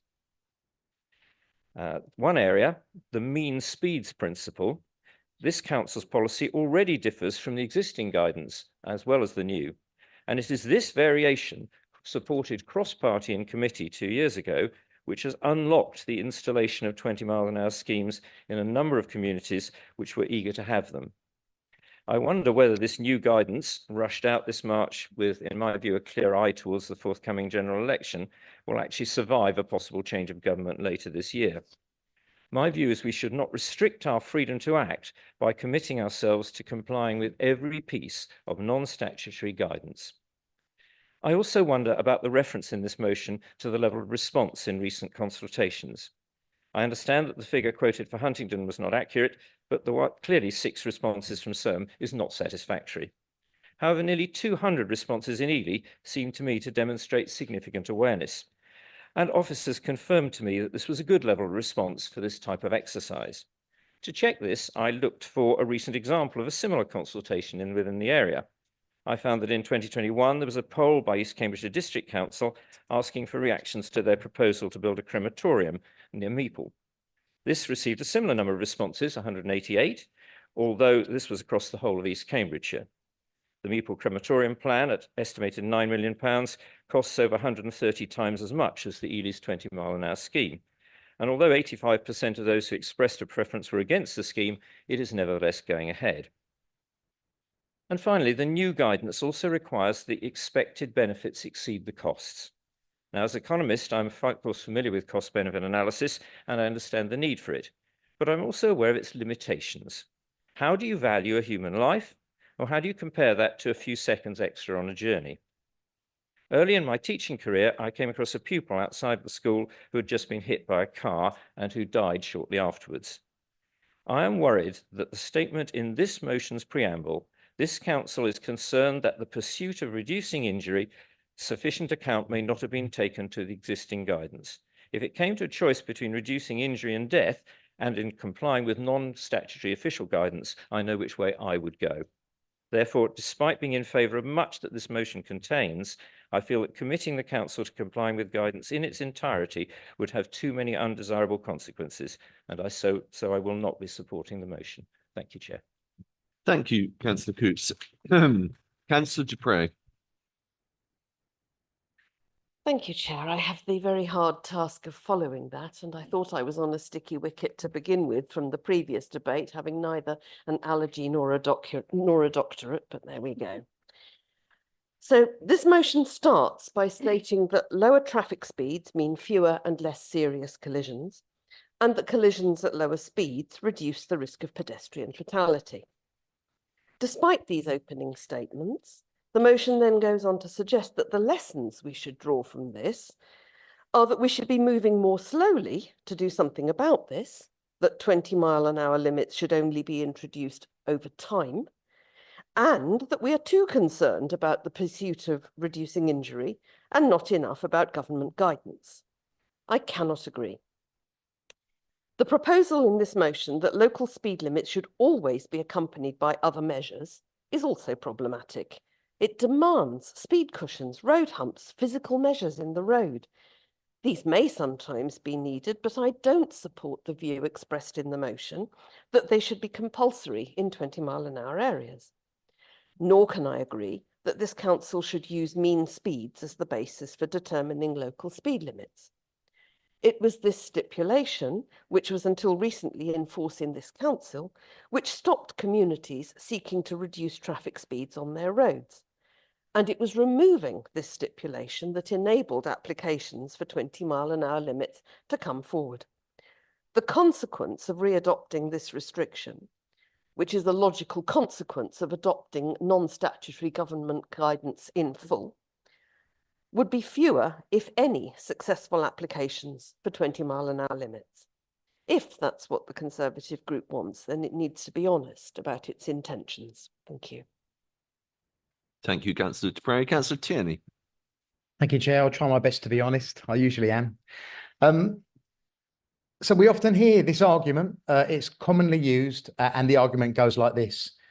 You must value government policy over human life if you won't vote for this. Now, it's a nonsense argument, and it's just people should know better than to use it, really. As a council, we have a job to balance public safety versus public convenience. Now, I'd like to explain what I mean by that, because all the arguments that say 20 miles an hour is safer and will cause less arguments are equally true of 10 miles an hour. 20 is plenty, 10 is zen, 5 will keep you alive, 2 is good for you, 1 is fun, 0 is for heroes. You can make this argument every way down the step. You can say that if you make cars go slower, people will be safer. But at the same time, you make people's ability to get about their lives harder. The balance that we set is to try and find a way to keep people as safe as we can, recognizing that life is inherently unsafe, unless you want to force everyone to stay in their homes. That's simple truth. And we shouldn't use these emotive arguments. If you don't support this, you must want people to die. None of us want people to die. Of course, we want people to be safe, but we don't want to keep them locked in their bedrooms in case they go outside and hurt themselves. But we have to accept that there's a balance between living your life and being safe. And the trouble is that every time this argument is made, then let's say we go to 20 miles an hour and then there's an accident at 20 miles an hour, then the outcry will be 20 miles an hour is too fast. It should be 10. How far do we go? You see, the truth is that this argument is not being made in good faith. This is just an anti-car argument. It's just that the other side of this argument, the people making these cases, just don't like cars. They don't want people travelling around. That's their ethos. Well, fine. I don't actually object to 20-mile-an-hour zones outside of schools in certain key areas where proper democratic process has been handled. It's fine. If the local area says, you know, this road is terrible, loads of accidents happen here, kids use it, old people use it, people who've got vulnerabilities use it, fine. Go through the process, a fair process. And then you will get to a fair result in a spot location, not blanket over an area. I think 30 miles an hour is fine as it stands, except in spot danger areas, and we should support that and not try this endless anti-car rhetoric. Thank you. Thank you. Councillor Shaler. Thank you very much, Chair. And I want to start by addressing the 2010 zero argument. Actually, it's about mixed modes of transport, where the speed of the car is closer to the speed of the other users, cyclists, how fast you can run, how quickly we can see oncoming vehicles, how quickly people can react to each other. It's not endlessly relative, Chair, at all, that some speeds do create a better environment than others. This relates to new government guidance. Following a policy paper, The Plan for Drivers, published at the end of last year. I have to say the paper reads more like bad party political campaign literature than policy, full of inaccuracies and misleading statements, a bit confused, but clearly aimed at stirring up division. For instance, 50 million people with driver's licenses in Great Britain. Really? There are only 66 million people in Great Britain all up. Even if everybody eligible for a driver's license had one, we wouldn't get to 50 million. In fact, the highest estimate the RAC comes up with is 34 million. Another one is there are more charge points per electric vehicle in the UK than in Norway, even though 80% of new car purchases in Norway are EV. Could it be that Norwegians are taking up electric cars at a faster rate? And that's, in fact, Chair. what it is. Yes. Chair. Councillor Count. Point of order. I don't think Councillor Shaw is speaking to this motion. He's reading out stuff that has nothing to do with this motion whatsoever. There's nothing about driving licenses or EVs in Norway or anything. He seems to be talking about something else. Well, we'll find out, Councillor Count. He said, I'm quite, you know, picking on points in the motion. I think you've made your point. Councillor Shaler has heard what you have to say, and he does have 3 minutes and 19 seconds left to get back to the point. And I do intend to. Thank you, Chair. Yes, even though Norway has much more off-road parking than the UK, it has the highest per capita rate in the world of charge points, well above the UK. The policy paper is also against 15-minute neighbourhoods. The government must be against most of the towns and villages in Cambridgeshire. I do, however, agree that being pro-public transport does not mean being anti-car. Now, I actually agree also with Councillor Coutts. I agree with most of the motion as well. There's a lot of common sense and care and acknowledgement that 20 miles per hour does save life and limb. But cost-benefit ratio, again, how to put a price on injury and death. We are consistent with the new DFT guidance setting local speed limits. Though we might have to look at doing consultations a little differently if we want to be even more in sync. An extreme interpretation might see us doing larger areas street by street. This will increase the cost and will undoubtedly increase support for 20-mile-an-hour zones. Of course, most people want 20 mile an hour past their own house. The guidance doesn't go against blanket schemes either, just unwanted blanket schemes. So we might have to be a little more proactive in demonstrating desire. But Chair, I cannot support a motion that promotes the idea of going back over and retrospectively redoing past decisions, endlessly reconsulting, spending more public money, slowing things down. It's the spend and do nothing agenda again. Nor can I support a motion that implies current methods are in any way secretive. The objection period is open and advertised, and the local county councillors are always involved. As per our constitution, where the local county councillors agree, we can make delegated decisions. In Soham, where the local county councillors all agreed that they didn't want a scheme, it was dropped. In Ely, where they agreed a 20-mile-an-hour scheme was desirable, it was picked up. In Huntingdon, where there was disagreement, it was called in by the Chair Vice Chair team, and it will now go to committee for an open debate where all can contribute. There is huge demand for 20-mile-an-hour schemes across the county. We don't have money to support them all right away. Some areas rejected the offered money, even though locals wanted schemes, and we will provide them when different money allows. Thankfully, the new guidance is suggestion, not statutory. We really can't afford to be jerked around again by an unelected Prime Minister and his lated unelected manifesto. Thank you, Chair. Thank you for that, Councillor MacDonald. Thank you, Chair. I'll be relatively brief. I did read Councillor Count's motion pretty carefully because accountability is extremely important in everything that we're trying to do. And what are we trying to do here? We're trying to ensure accountability, but at the same time achieve an enhanced degree of road safety. As we've seen in recent years and discussed in the Highways Committee, the road safety data and the killed and seriously injured is falling, but at a very shallow rate. And one of the things that we're looking to do, and we've discussed in the Highways Committee meeting, is to make a step change in that KSI figure. I hope and believe, and only time will tell, that 20-mile-an-hour zones will help to do this. Now, we know that the recent data from Wales and from Edinburgh shows about a 4 to 5 mile per hour reduction after the introduction of 20 miles an hour. Again, time will tell how this will impact casualties overall, but the evidence so far seems good. The Prime Minister likes to talk about a war on motorists. There's only one war here, and that is against preventable accidents, casualties and deaths. That's the only thing we should be talking about. If you permit me, Chair, just a brief recollection. When I was a recent graduate in my mid-20s in York, I witnessed a 10-year-old boy being killed on the road on his bicycle when he accidentally cycled onto a 30-mile-an-hour road. Would he have survived that 20-mile-an-hour impact? Of course, we will never know.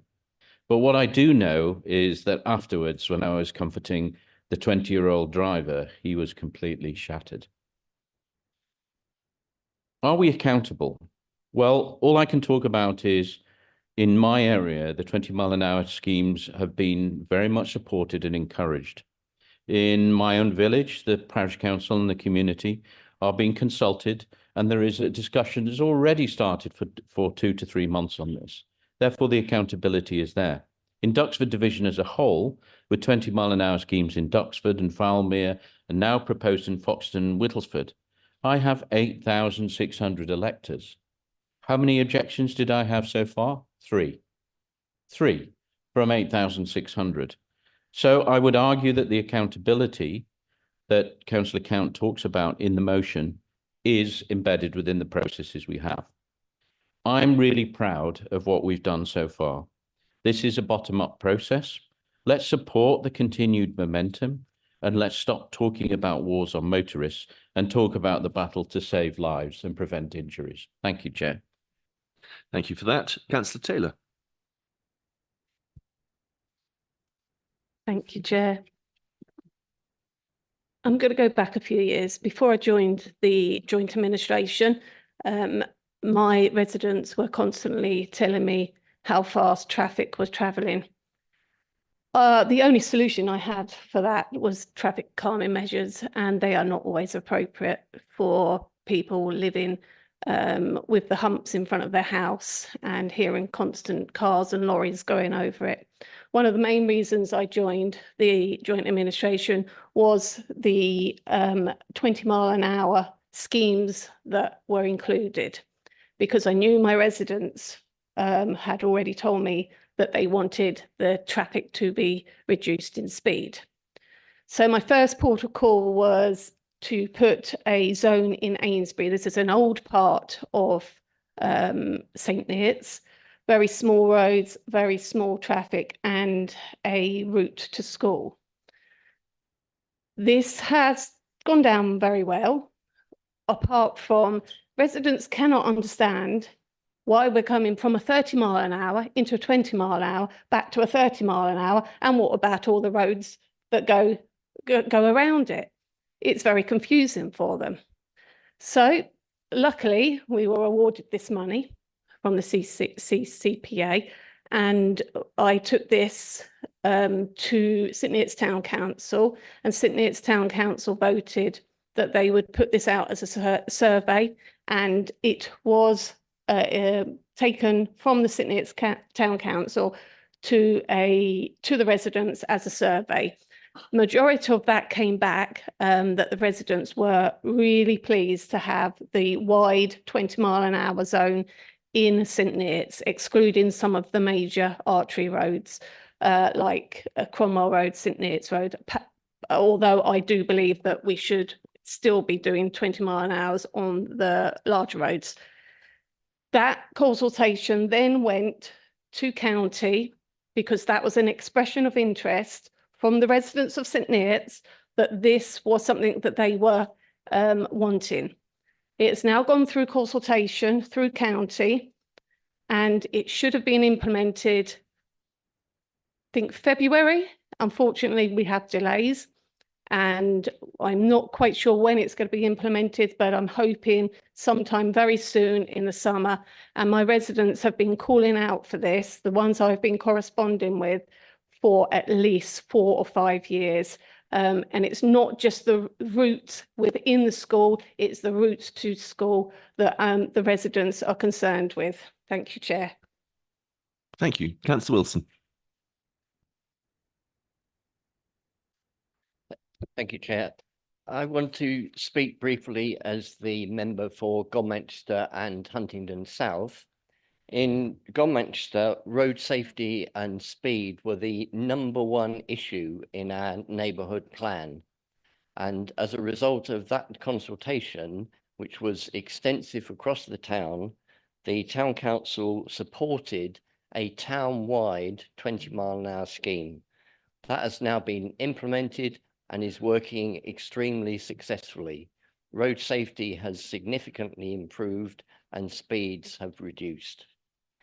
The consultation for the scheme in Huntingdon closed on the 8th of February 2024, which was over a month before the issuing of the government guidance. At the delegated decision-making meeting, there was a split decision between the 3 county councillors, and subsequently officers have found a further 34 responses, which we didn't know about at the time. For these reasons, the delegated decision has been called in to the Highways and Transport Committee, which will meet on the 2nd of July. And that will meet in public and will enable everybody to come and give their views. It'll enable the town council to come and be represented, and any other stakeholders who wish to turn up. I'm pleased that the briefing note says that officers have reviewed the council's policy against the government guidance and consider that it is sound, because I think that is extremely positive and supportive of the things which were done in Huntingdon. The guidance makes clear that it's not binding on traffic authorities and that traffic authorities can make their own decisions in accordance with their own policy and with legislation. The guidance uses language such as should rather than must, and in such a way is consistent with its status as guidance rather than a statutory requirement. So this implies that the procedures used in Huntingdon were appropriate, but the town council and others does get another further opportunity to review what they're going to do. However, I am pleased that consideration will be given to the design of future consultation exercises for 20-mile-per-hour scheme proposals. And it will be helpful, for example, for towns and parishes to know how consultation would be carried out. And I think further consideration should be given to the percentage of people who respond, what is adequate, what is regarded as inadequate, and how the views of key stakeholders, such as the police, bus companies, and local councillors, are to be considered. Thank you. Thank you, Councillor Wilson. Excitingly, we have 9 more speakers on this motion. It is now 12:30 and our constitution requires that we break for lunch. So we will have to wait for the pearls of wisdom from those 9 speakers until 1:10. Is everybody happy with 1:10? Yeah. Lovely. Thank you very much.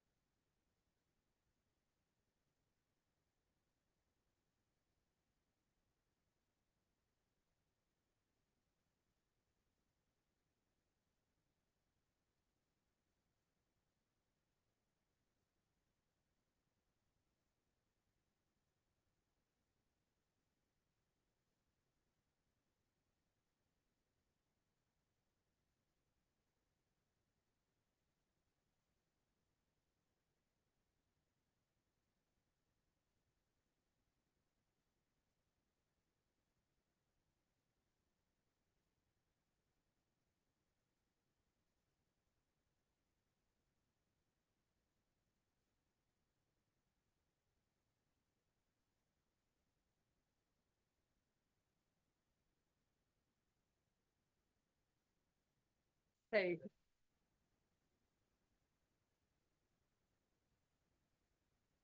please now.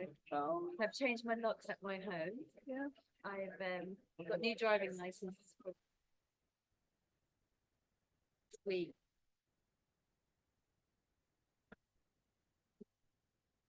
Insurance is all included. Access and the as well. They just called as well. Oh.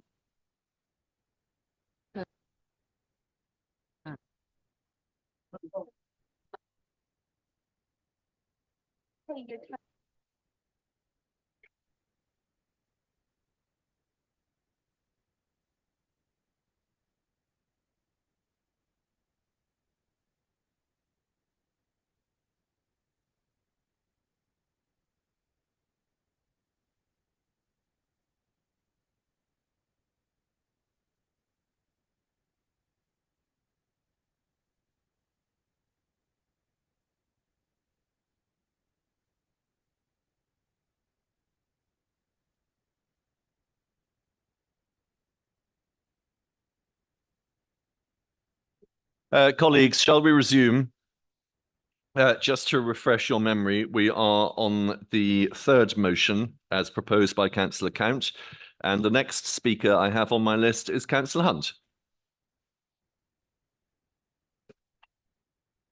Thank you, Chair.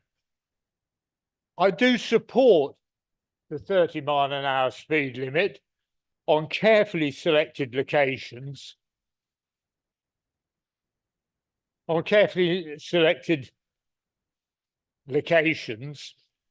Particularly outside schools and high pedestrian areas.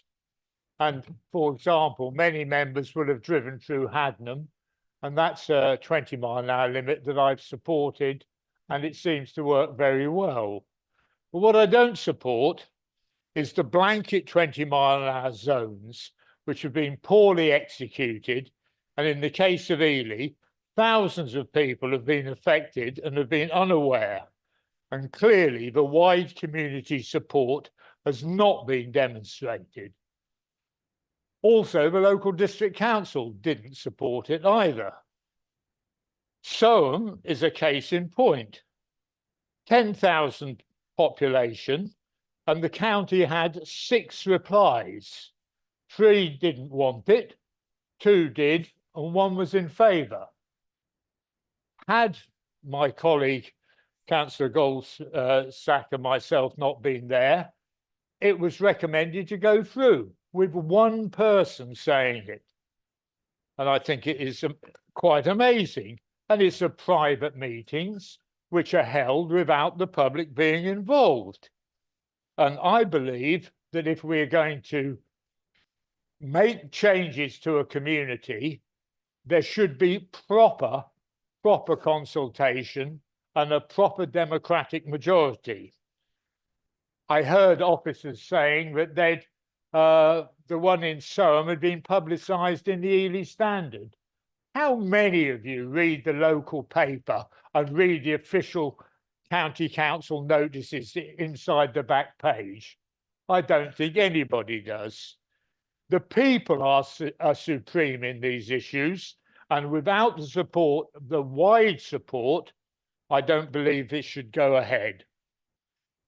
Ely has very few residents who knew about this, and as I've said, the Ely Standard is not something that everybody reads.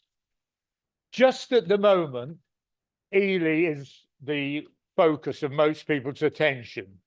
195 people responded. 122 were in favour. The current campaign, which is going up every minute, 2,135 as of yesterday didn't want the 20 limit. So where's the democracy? I believe that we should go by Her Majesty's government guidelines. There should be a demonstrable majority in favour of anything, and the people should be sovereign. I believe that the current system is undemocratic, and although legal, it could be considered by some to be morally bankrupt. Thank you. Thank you, Councillor Hunt. Councillor Goldsack. Thank you, Chair.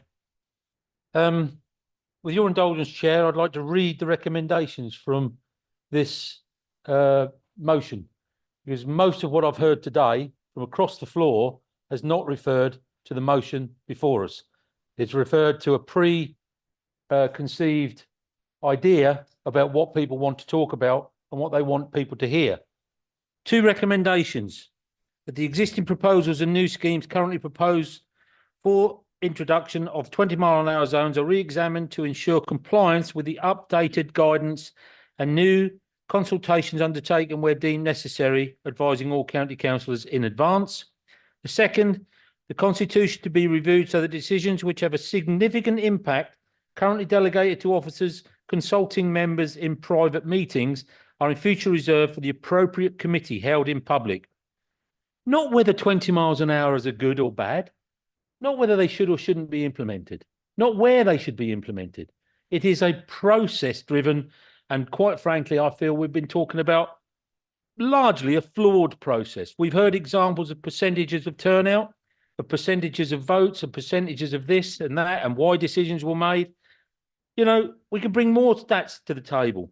You know, in Wales, they're now rescinding their motion, or looking to rescind the motion to go wide, countrywide on 20 miles an hour. In Glasgow, I read a report where their air quality has worsened since implementing slower speeds. I've spoken to 3 separate car learner driver teachers. Sorry, I lost my vernacular there, but each one has told me that driving around in second gear and teaching someone to drive in second gear isn't helping. It's not helping the maintenance of their vehicle, but it's also not helping with the emissions, as I've researched and found out. So I just want to draw members back in my little couple of minutes worth here, back to the motion. The motion itself is about reviewing the process that we are to follow. Is it flawed? Is it working? Is it getting the best democratic? What we were all elected for was to make positive outcomes for our ward members. Is this the right way of going about it? Please go back to the motion. Please discard quite a lot of what I've heard in this debate so far, because it's nothing to do with the motion. Go back to the motion itself, which I think is well written, and I shall be supporting. Thank you. Thank you for that. Councillor Dr. Seif, you're next. There you go. Thank you, Chair. I just want to make a very, very brief intervention on this, which is to remind you, colleagues, of something you already know. And it's about kinetic energy. Not that I know that much about it, but a car weighs a ton or thereabouts. And the speed at which it may hit somebody varies according to the distance in which it travels before it comes to a halt. If a car travels at 20 miles an hour, it takes 12 meters to come to a complete halt. If it's traveling at 30 miles an hour, it takes double that distance, about 23 meters.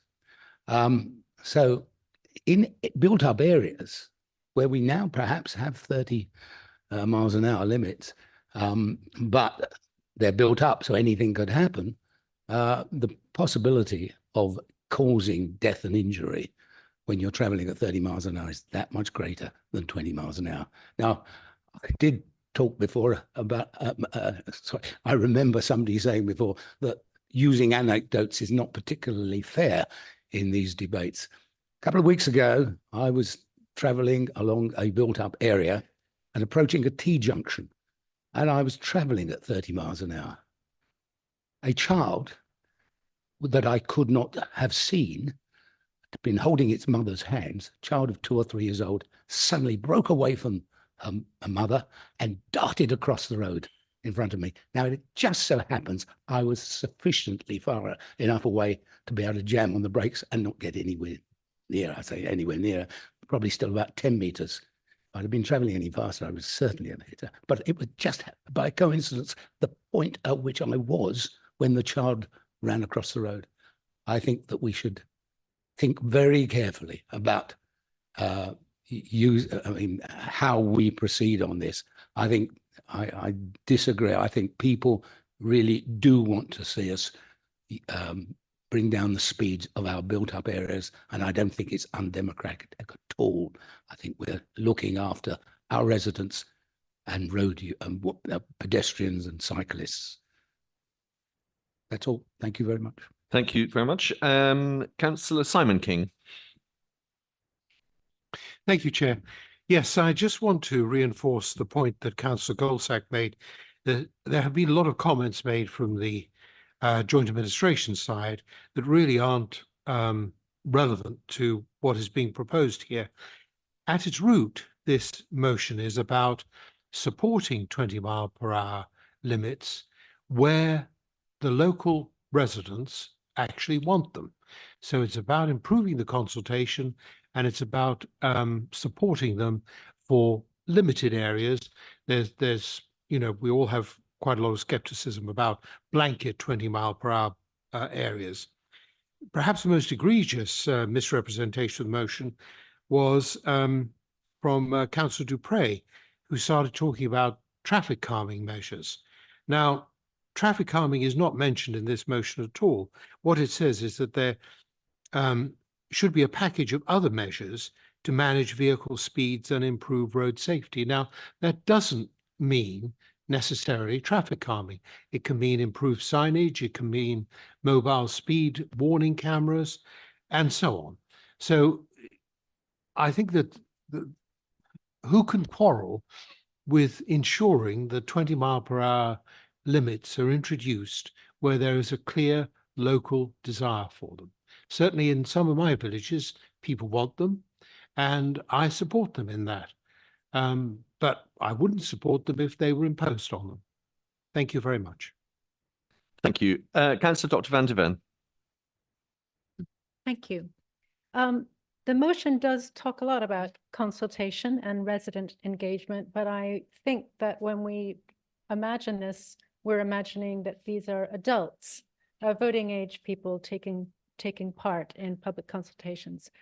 On June 11th at Cottenham Village Hall, the Cambridgeshire County Junior Travel Ambassadors, the JTAs, who are Year 5 experts in road safety and in 20-mile-an-hour speed limit lobbying, will be convening for their annual conference, and I'm really looking forward to attending.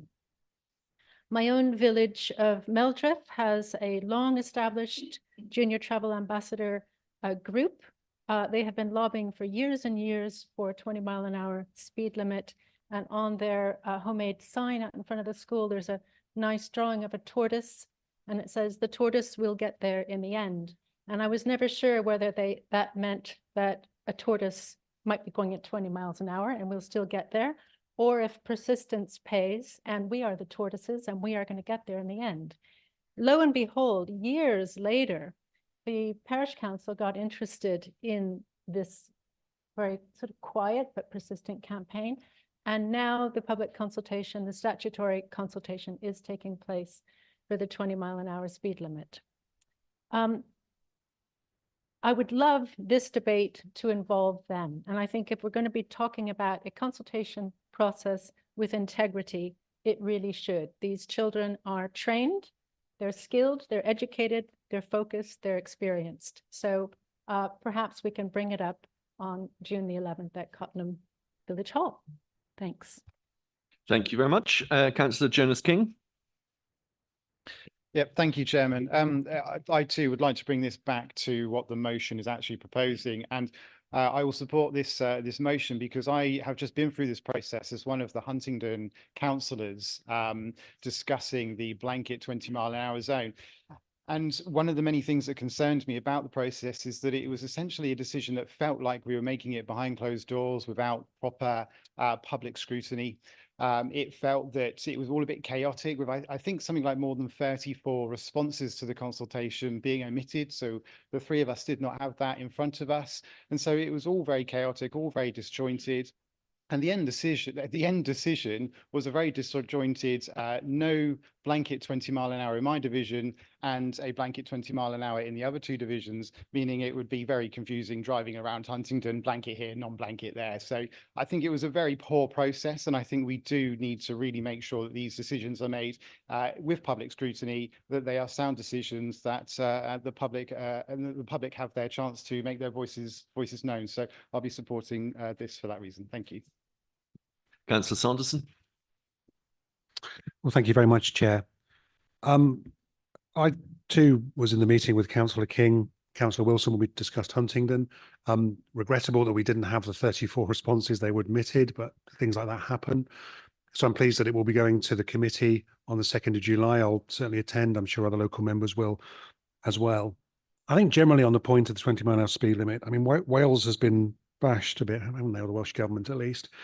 My understanding is that that 20 mile an hour limit there has led to an average delay of 1 minute per car journey and a reduction of 4 miles per hour in speed. So actually it's made a slight difference, but hopefully a positive one. Councillor Goldsack said we're here to make to bring positive outcomes. That's what we're elected to do, and that's exactly right. And I know Councillor Goldsack does that for his area on a regular basis. But my view is that consultation is extremely difficult, isn't it, on things, anything really. People tend to get motivated and excited when there's something they're really opposed to, or there's something that they find outrageous. I was in a planning committee meeting last night, and we heard from residents from a village, Hunts District Council, who were very vociferous because they were opposed to something, not because they were particularly in favour of it. I don't know what the answer is here in terms of engaging the public significantly. I suspect most of them have better things to do than reply to council consultations, even on things as important as this. My own feeling is I'm in favour of the policy. I attended, along with Councillor Wilson, Huntingdon Town Council the other week, where they were less happy. They felt that there should be certain phases in the town. One of the areas I do agree with, though, is outside Spring Common School on American Lane, where the head teacher, who I met for the first time a few months ago, the first thing she said to me was, "Can you please reduce speeding outside my school?" This is a special needs school as well, and that's something I think will positively come out of this process.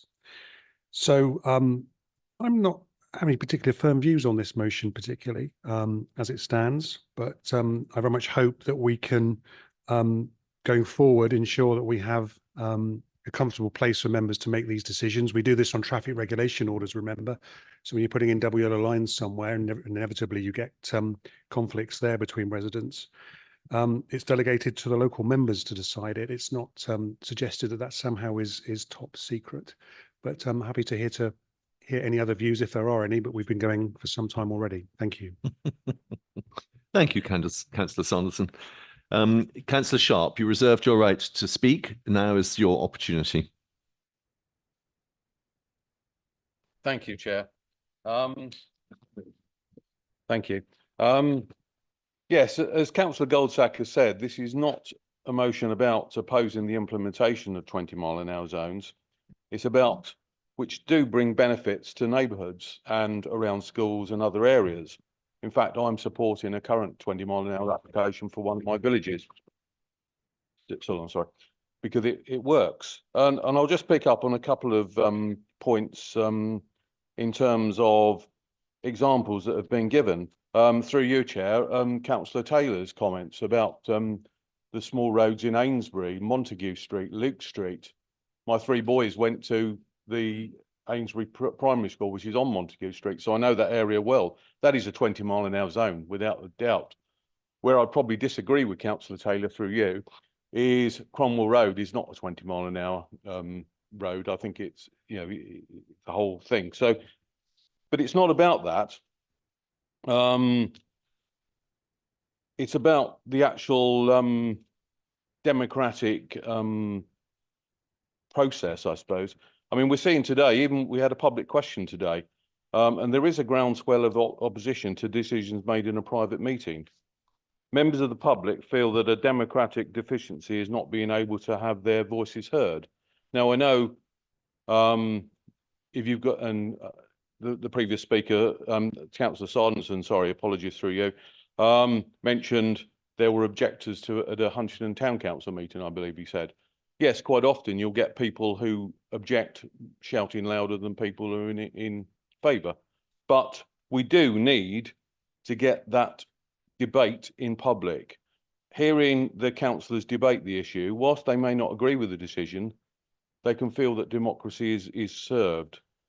We have seen, for example, great deal of democratic discontent over the congestion charging because residents, again, felt they weren't being listened to. There didn't seem to be a process where they could absolutely see democracy in action. The Huntingdon scheme, by accident, because of the 34 missing comments, seems to have is going to committee on the 2nd of July. And is probably an example of how we could be doing things so it's held in public. And so I do second the motion and will be voting for it. Thank you. Thank you. And finally, Councillor Count. Thank you, Chair. First of all, I'd like to say that I'm glad that so many 20-mile-per-hour schemes that have the full support of the local councillor, the full support of the local parish, town, etc., the support of the local people have gone ahead. They were available to certainly send under the previous LHI, but now more have gone through. The right things in the right places, and that I agree with. And that the support or not for 20-mile-per-hour zone has been pointed out many, many times, particularly at the start of my introduction. That is not the point of this motion. The point of the motion has been read out. Recommendations is to ensure that the way they've been approached is appropriate, and also checking that in the larger schemes whether it's appropriate to have decisions made behind closed doors by just a few people. Some of the interesting things that have come out is we've had Councillor Beckett telling us that a review has already been completed, which we know nothing about, and Councillor Coates is telling us that a review is already underway. And I was asking for a review, but that's to be rejected. I don't really understand all that. I complained about the consultation we heard, I think it was from Councillor Beckett, perhaps things could be done differently in the future. Well, they certainly seem to be, because I understand from the spokes meeting that there is a letter drop proposed for Cambridge City. Every single household in Cambridge will be asked by letter drop whether they agree or not. I have to ask why the view of a Cambridge City resident is more important than the views of a Huntingdon, Ely, March resident when they consider their schemes. And that's perhaps one to take away with you. I already know the Cambridge-centric answer that goes with that.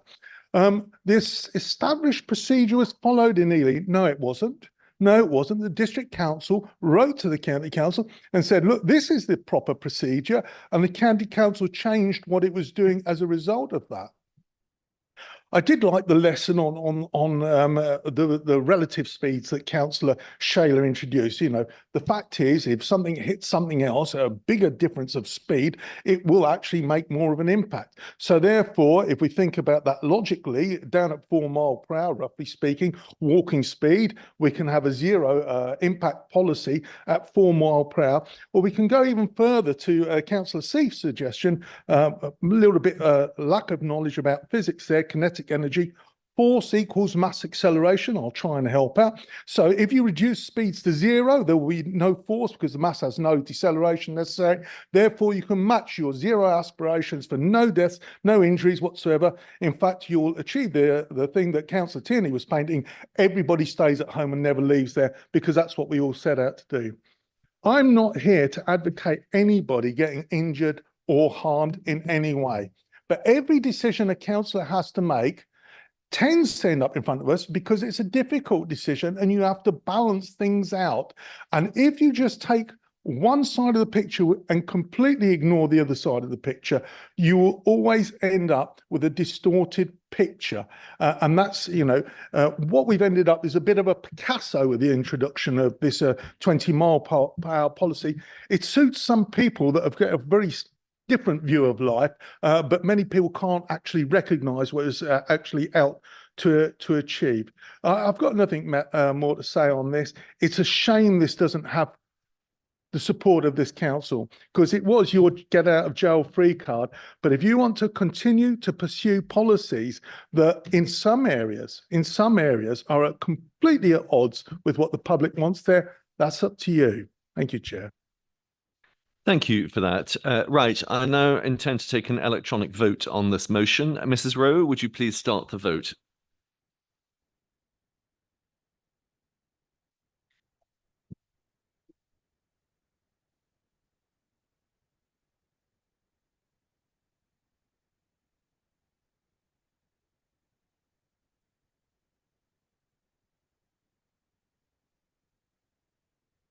Aha. Members in favour of the motion, please press the button underneath the word yes. Members against the motion, please press the button. It's not displaying to us yet.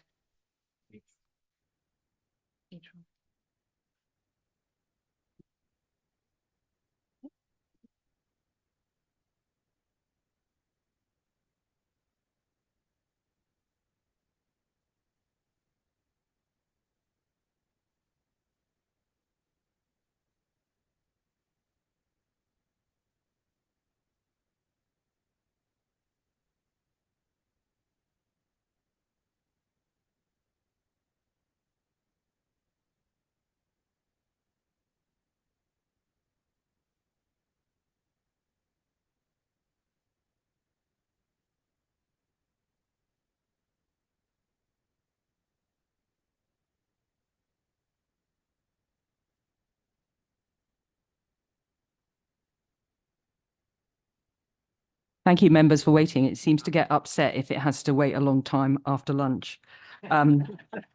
Members in favour. Members in favour of the motion, please press the button underneath the word yes. Members against the motion, please press the button underneath the word no. Members wishing to abstain, please press the button underneath the word abstain.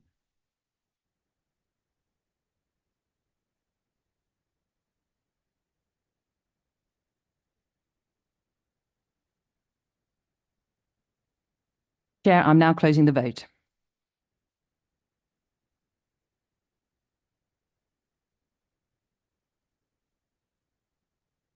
The result of the vote is 20 votes in favour, 32 against, no abstentions. The motion is therefore lost. Thank you, Mrs. Rowe, for that exciting interlude. That concludes discussion of the third motion. We now move to the fourth motion submitted by Councillor Lucy Netzinger. Can I ask Councillor Netzinger to move and speak to a motion as set out on page 8 of the Council agenda? Councillor Netzinger. Thank you. I so move. Thank you. I am bringing this motion to Council with a couple of aims. The first is to raise awareness of the importance of air quality monitoring. The impact of poor air quality on health is something which has become increasingly evident as more monitoring takes place. And both the short-term and the long-term health impacts, we're seeing an increased level of illness, which is connected to poor air quality. The scale of the impact of poor air quality on hospital admissions for both breathing problems and heart attacks has been growing ever clearer. And the impact of air quality on health is something that this council needs to take extremely seriously. We are not only responsible for public health broadly, we also have care responsibilities for the well-being of children across the county and for older adults, both of whom are particularly vulnerable to the impact of poor air quality, with hospital admissions for children and vulnerable adults seeing significant spikes at times of peak air pollution. Indeed, I was told earlier this week that admissions of children to hospital for asthma dropped by 40% during the pandemic when air quality was much better. While the pandemic was truly awful for many families, we should not ignore the information which indicates just how extreme the scale of damage of poor air quality is for young lungs. The second reason for bringing this motion is to draw attention to the extraordinary waste of time, money and effort which occurs when government changes policy direction with no notice, a topic which is quite relevant following the discussion we've just had. It is made clear in the briefing note, in August last year, councils across the country were encouraged by government to work together to bid for funding for the Air Quality Grant Fund, with a submission date of the 29th of September. Short timescales for bids like this are always really difficult, especially, as was the case in this case, when work needs to be coordinated across several different partners. However, Our officers worked closely with officers from the Combined Authority and from Cambridge City Council and with schools to put together a bid for funding. The bid involved working with local schools to raise awareness of the impact of air quality on health and to try and reduce the number of single occupancy car journeys associated with school drop-off and pickups.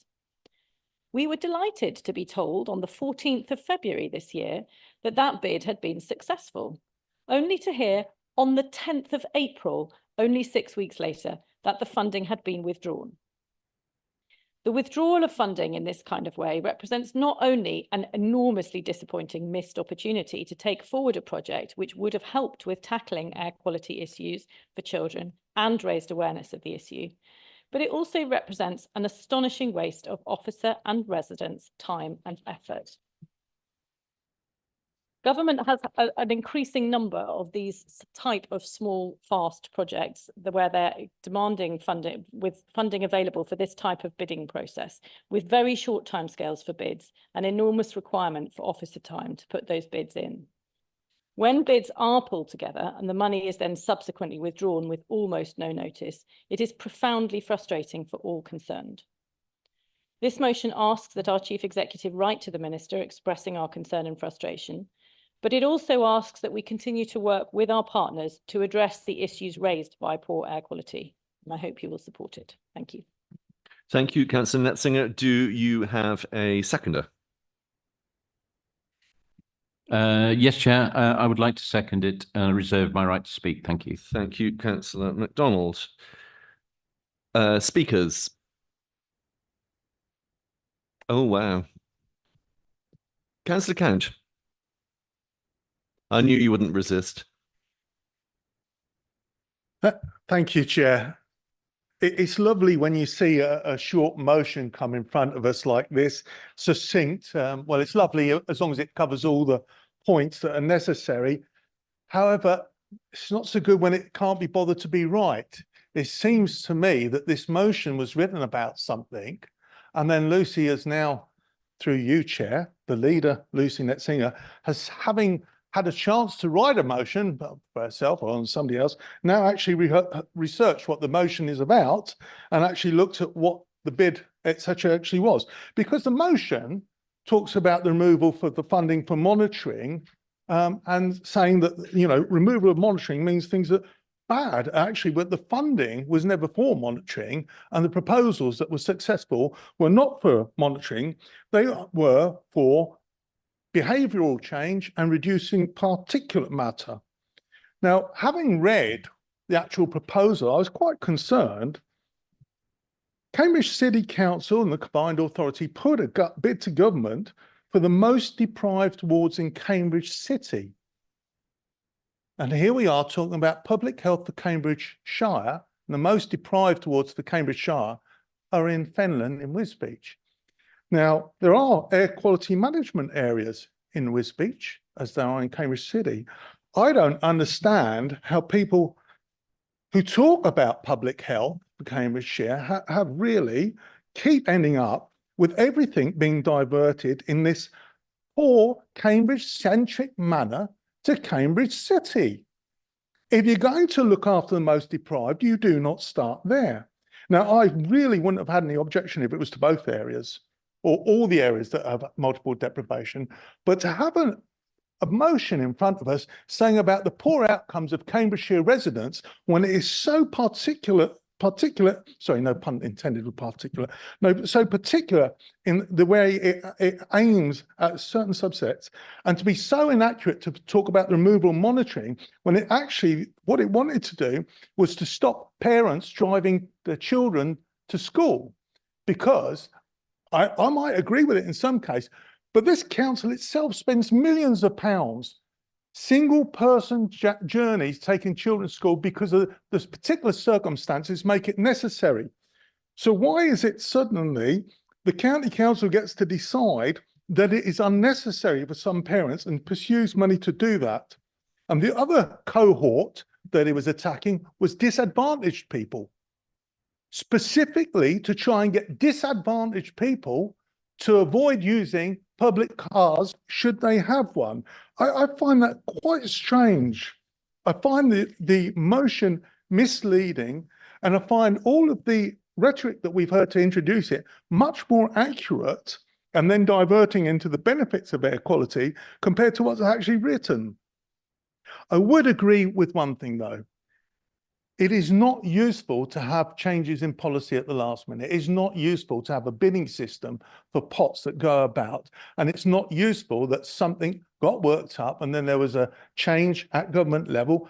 Now, there was a reason for that. That money was then diverted elsewhere, and they're developing a new scheme because they've had so much success in reducing the NO2 particulate matter. So they're looking at new ways to change behavior and those things that will affect that more accurately. But if you are so concerned about U-turns, why are you sitting with the Labour Party?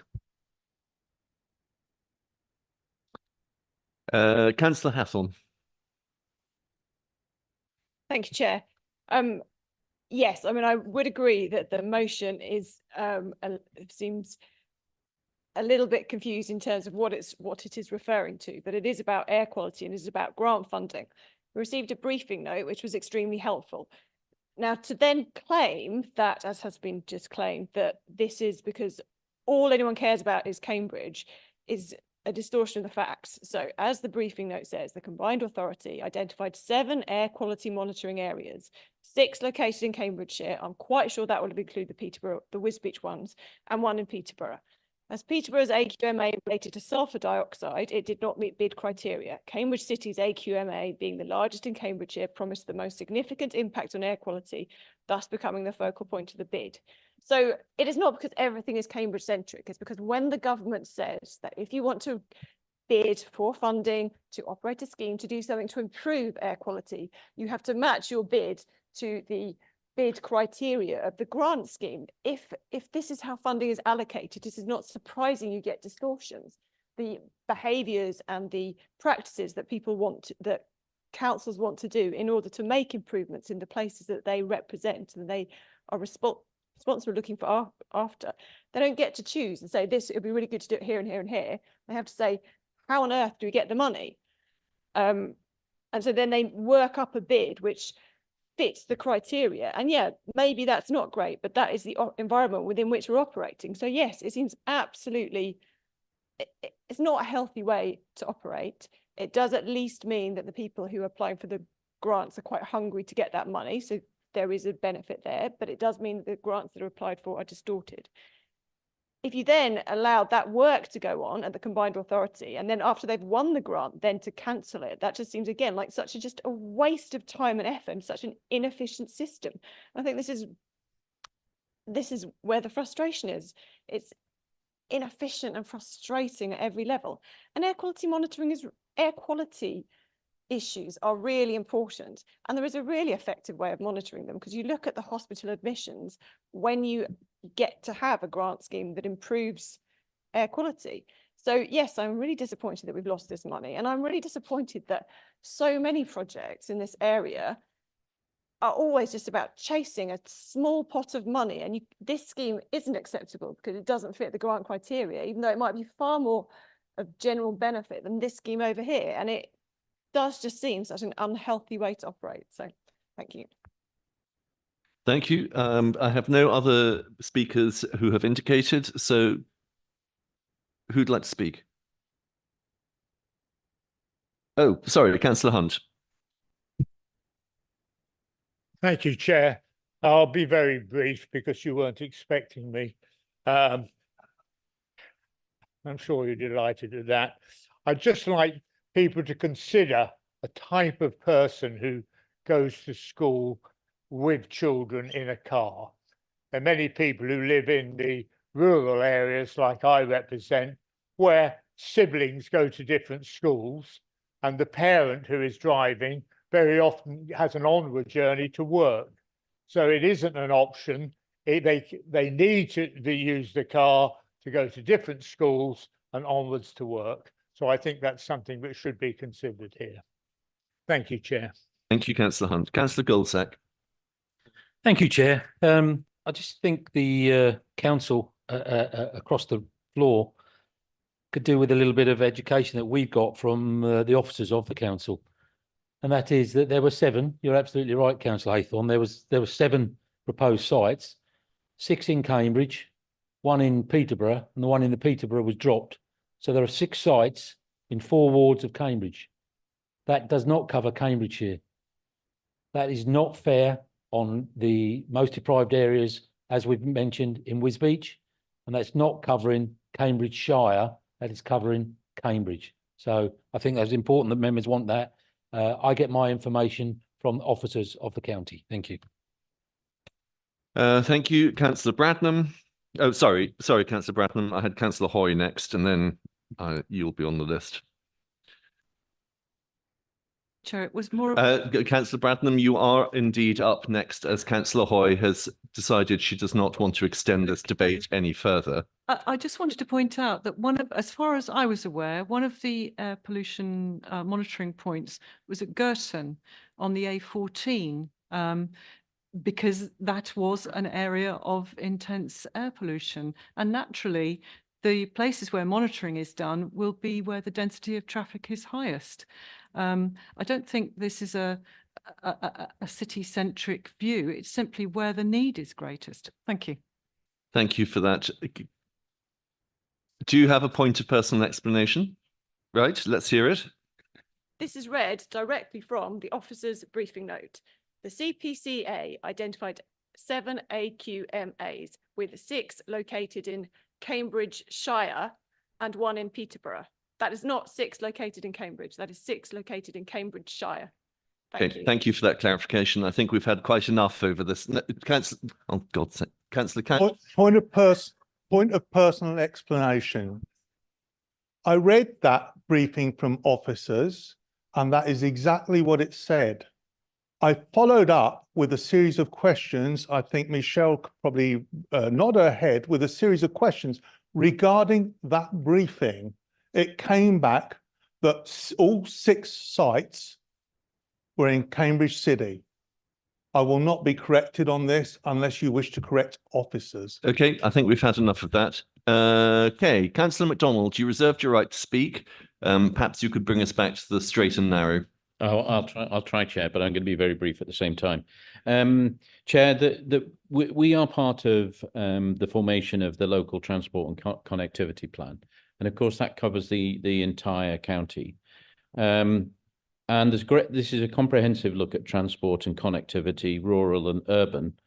But the urban aspects in the LTCP specifically cover air quality, and the motion that Councillor Nessinger brought forward addresses this. Air quality, by the way, is something that's often described in urban areas as the silent killer of our youngsters.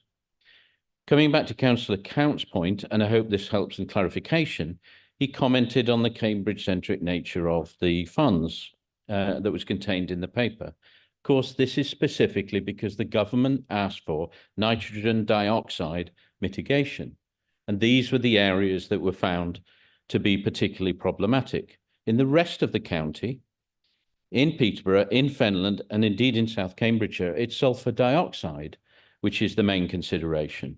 So we are simply following the minister's guidance that gave us in the first place. And somebody mentioned a U-turn. There's only one U-turn, and that's by the minister and not providing the funding. We've adopted, as we heard today, a 20-mile-an-hour approach. We've supported the long-term, the local transport and connectivity plan. And so I feel it's entirely consistent to support this correspondence to the minister on air quality. Thank you. Thank you very much. Councillor Netzinger. Thank you. I will be delighted to attempt to throw a little more light on this subject. As already discussed in my opening speech, the way in which government make funding available is what determines the way the bids are written, which is exactly what Peter has been explaining. And in this case, there was a need to have air quality monitoring in place for the bid to take place.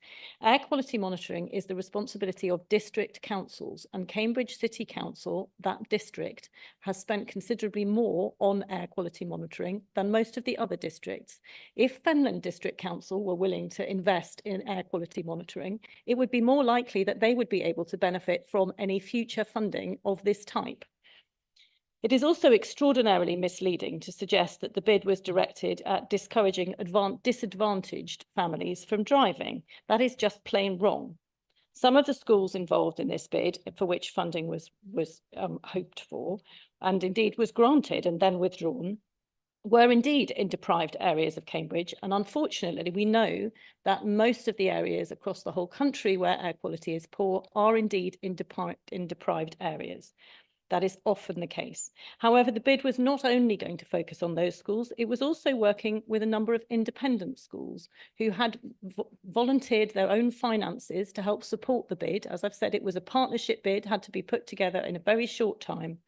And those schools had agreed to take part and to contribute financially to try and discourage the parents from independent schools from driving in with single occupancy use, which actually has a significant impact on the areas they drive through. So it was not just about those in deprived areas. Now, the main purpose of this was to try and raise the profile of air quality monitoring and to try and get some consensus about the fact that this is something we should all take very seriously. I'm sorry that it's been dragged into a Cambridge versus the rest of the county argument, which I think is never helpful. And I hope that we will be able to support the motion. Thank you.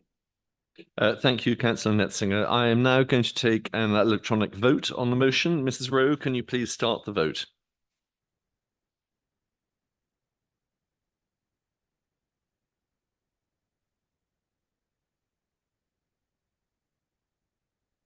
Members in favour of the motion, please press the button underneath the word yes. Members against the motion, please press the button underneath the word no. And members wishing to abstain, please press the button underneath the word abstain.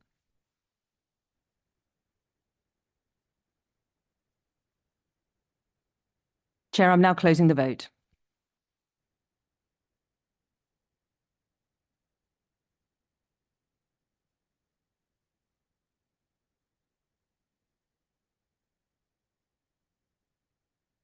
The result of the vote is 36 votes in favour, 11 against and 7 abstentions. The motion is therefore carried. Thank you, Mrs. Rowe. That concludes discussion of the fourth motion. We now move to the fifth motion submitted by Councillor Dr. Van der Ven. Can I ask Councillor Dr. Van der Ven to move and speak to a motion set out on page 9 of the Council agenda? Thank you, Chair. This motion is about the value of human collaboration in creating a better world and the fact that a good number of Cambridgeshire's challenges lie within a global setting. Collaboration can be sparked by the person who arrives in a lab, on a farm, or in a classroom with an entirely different upbringing and outlook and who might inspire a new approach. We are all part of a global world in endless ways, from the clothes we wear, to the food we eat, to the building materials that might help our homes to keep standing up straight. Our county is a global leader with world-class universities, medical research, technology, and manufacturing that have come about due to local initiative and international collaboration. As the briefing note sets out, the annual net impact of the University of Cambridge on the local and national economy is estimated at 30 billion. Anglia Ruskin University, with a new campus in Peterborough and another in Cambridge, was the Times Higher Education University of the Year in 2023, with many areas of specialist achievement, including eye health and social mobility. But in 2024, Cambridgeshire exists in a new era of isolation. Since the departure of the UK from the European Union and extreme COVID lockdowns, the ingredients that over decades have led to its successes are in increasingly short supply.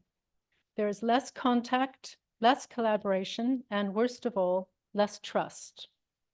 New restrictions to migration policy in the education sector have triggered a 57% fall in overseas student applications to UK universities since last year, with Cambridgeshire not spared. The knock-on effects of this will be immense. Along with others, last week I attended a briefing on Cambridge 2050, a project of this government and unlikely to disappear with the next in some form, that is predicated on further maximizing for the benefit of the whole of the UK, the successes that distinguish our county. During questions, someone remarked, Cambridgeshire is referred to a world-class player, but now we have few international ties. Without the nourishment of international exchange and collaboration, the attraction for talented people from around the world to come live, study, and work here will wither, and the quality of life in Cambridgeshire and the UK will diminish. There are compelling reasons for this council to be directly concerned. A significant proportion of the health and social care workforce, comprising the single biggest workforce sector in Cambridgeshire, is significantly reliant on international recruitment.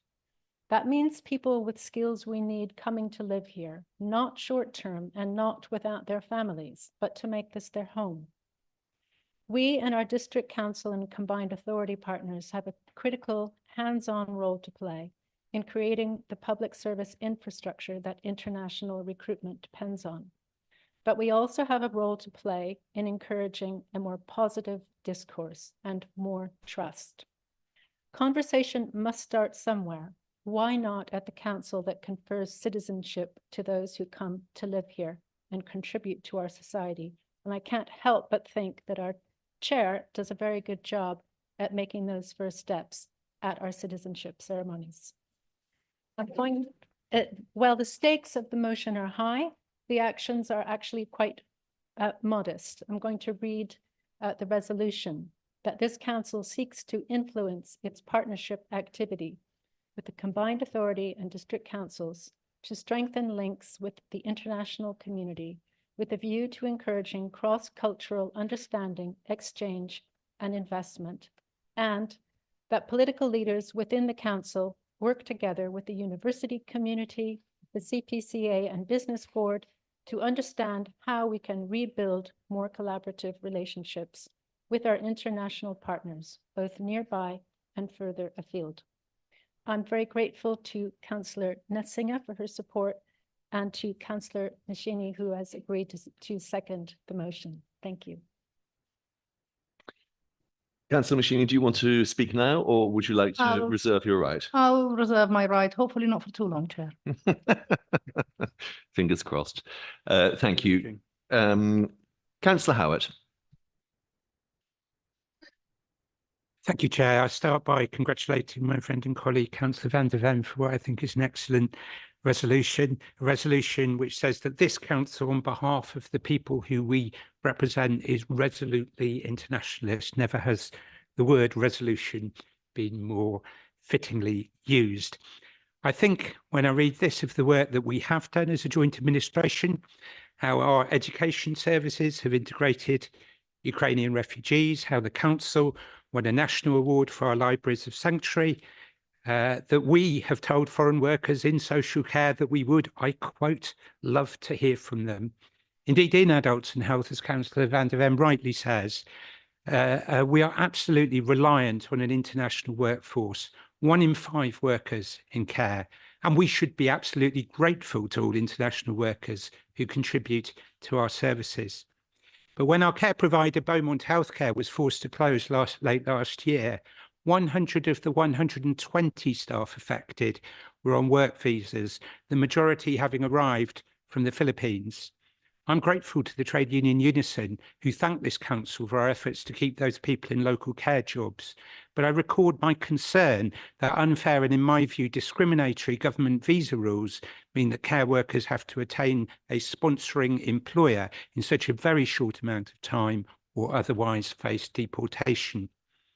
This Cambridgeshire case was cited in the Unison report, Expendable Labour, the Exploitation of Migrant Care Workers, which says that international workers who don't know their rights have been subject to up to £4,000 fees to attain work, effectively reducing their wage to less than half of the minimum wage, and have been forced to work for up to 14 hours per day.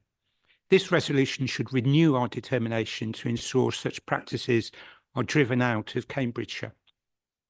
And I fully appreciate that this resolution applies to all international workers in all sectors. It endorses the representations of farmers and growers in the Fens, who say that this government's changes to the seasonal workers scheme is leaving fruit and vegetables unpicked and rotting in the fields. It underlines the findings of Rights Lab on clothing and textile companies, showing that over half did not pay holiday pay, and a third of workers, international workers, had no contract and did not receive a payslip.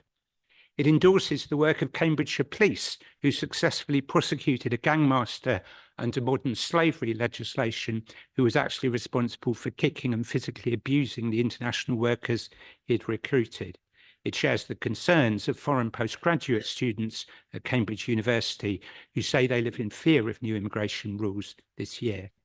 Now, Chair, I'm sure Conservative councillors in this chamber would not defend any of those practice I hope they will join me in condemning.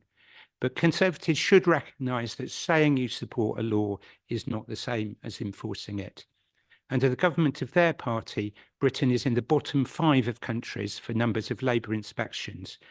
We failed to implement the International Organisation of Migration Standard to make recruitment fees illegal, and we refused to sign the International Convention on Domestic Workers, where abuse is hidden away in the privacy of people's homes. Indeed, certainly near the start of this council's term, all I heard from the Conservatives in this chamber were cheap jibes about my own past as a member of the European Parliament. We haven't heard so much of that recently. We'll see if it re-emerges today. But when I listen to those arguments, it is the old sticks and stones dictum. I'm actually proud of what I and my colleagues achieved in the past, just as I'm proud of the internationalism that this council reinforces today. When we fly the Israeli flag outside New Shire Hall after the horrendous attack of the 7th of October, or the Ukrainian flag after the terrible invasion of their country, that's not just a symbol of international solidarity. For me, it represents something far deeper about what we as people all have in common wherever we live in the world. So in responding to this resolution, Conservative councillors should take responsibility for their own party, which has passed Orwellian legislation to say Rwanda is a safe country when the Supreme Court says it isn't, that has sent odious billboard vans around our streets telling migrants to go home, and which seeks to peddle entirely false myths about Labour's commitment to control illegal immigration in a desperate attempt to divert attention away from their own catastrophic failure to manage the asylum system. That's why we should support this resolution and why all members of this council should do so. Thank you, Councillor Howard. Councillor Maria King. Thank you, Chair. There are many reasons to support Councillor Van der Ven's motion and encourage all political leaders to engage in international dialogue. As already said, the reliance of our county on skills and resources from other countries, from farm workers to social workers to academics and medics, and even some county councillors, is hopefully self-evident. But for me, the overwhelming reason to support the motion is that in our current extremely messy world, the power of dialogue, collaboration, and finding shared values and aspirations remains pretty much the only recourse left to us as humans and to give us hope for the future. Carbon dioxide, which is obviously the main contributor to climate change, knows no boundaries. It harms the planet as a whole, whether it's emitted in India, Argentina, or South Cambridgeshire.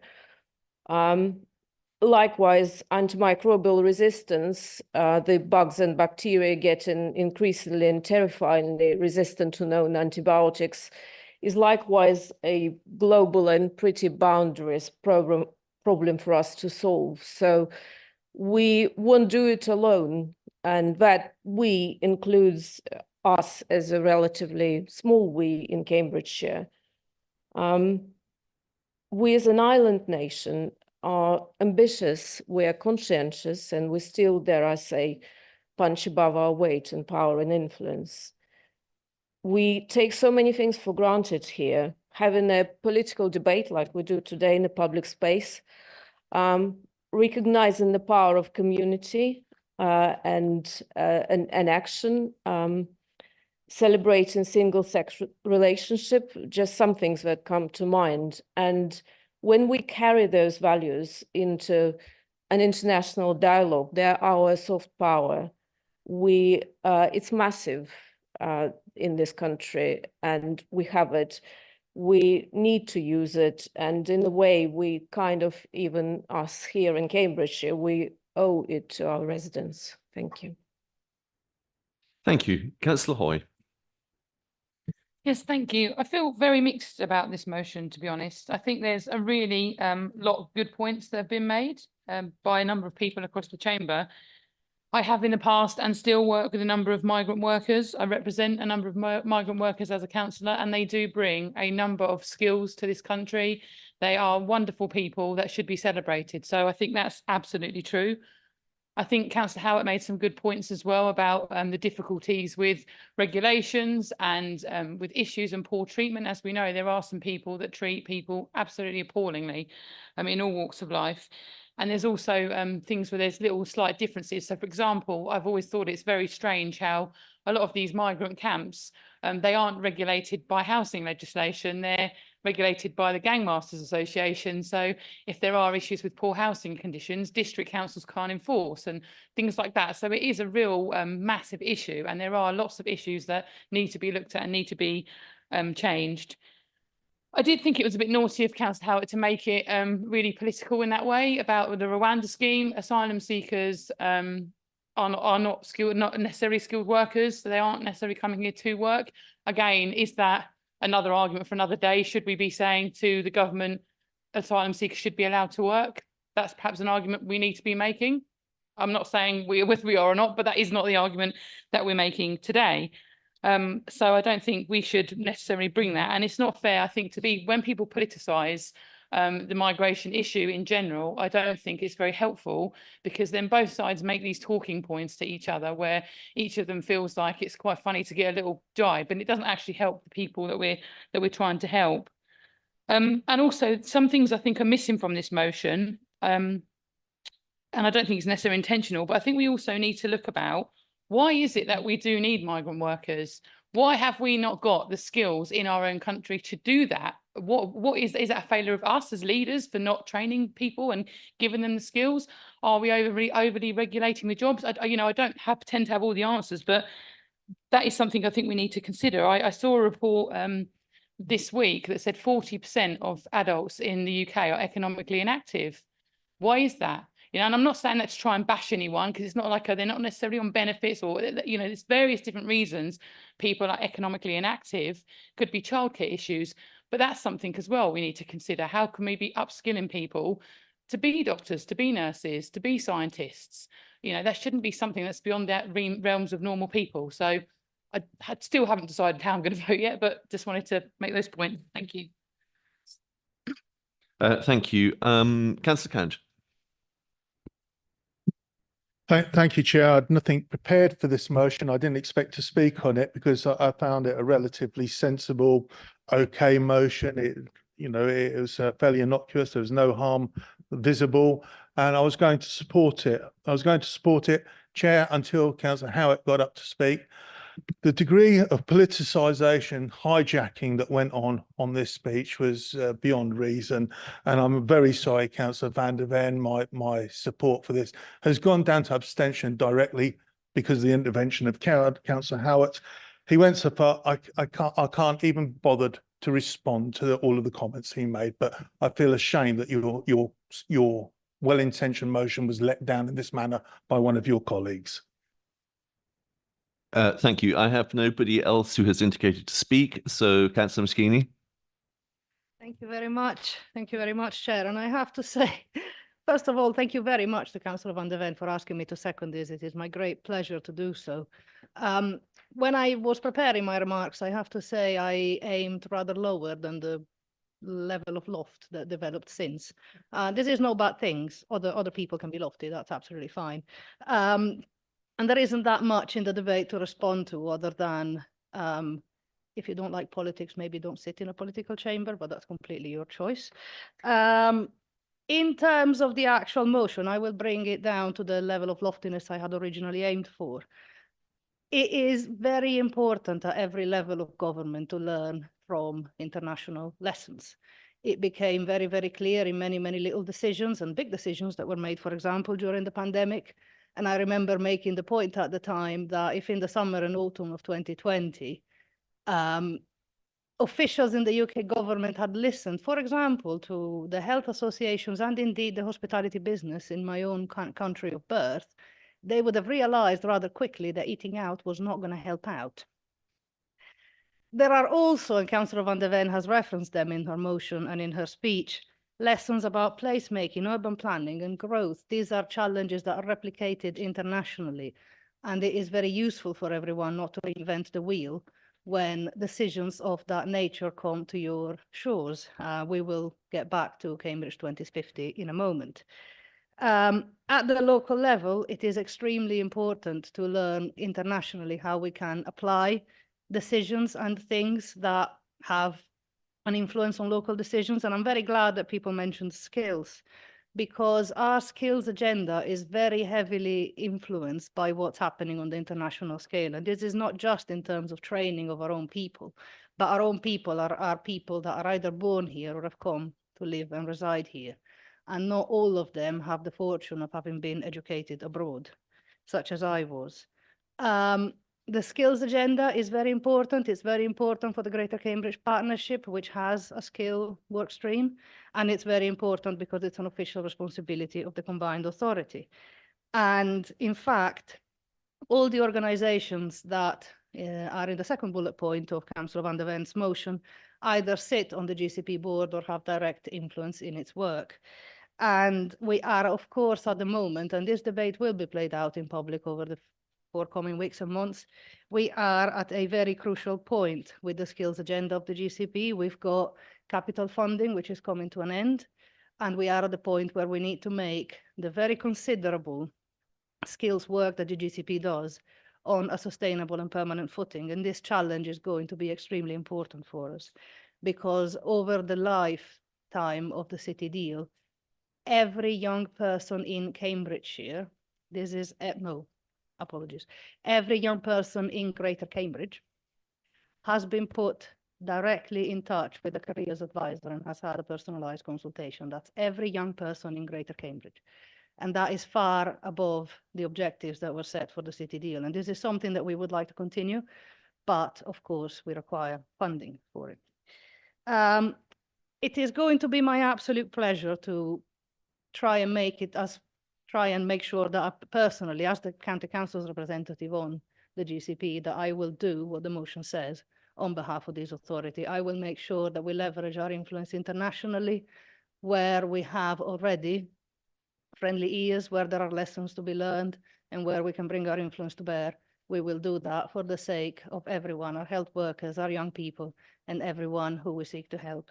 So as we are being helped along the way to become even more of an internationally important place, and as I hope that the government will do that in the best possible way, this is certainly a very good way to go about it. So thank you very much. Thank you. And finally, Councillor Dr. van der Ven.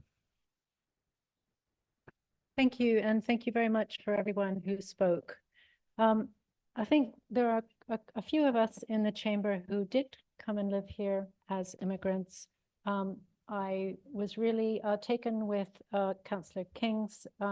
We are part of this society, and that's how we feel. I think we are a generation that might be sitting in time. I think the following generation of people who come to live here will come with greater complications in their visas, as we're seeing, and more uncertainty. So we've been very lucky.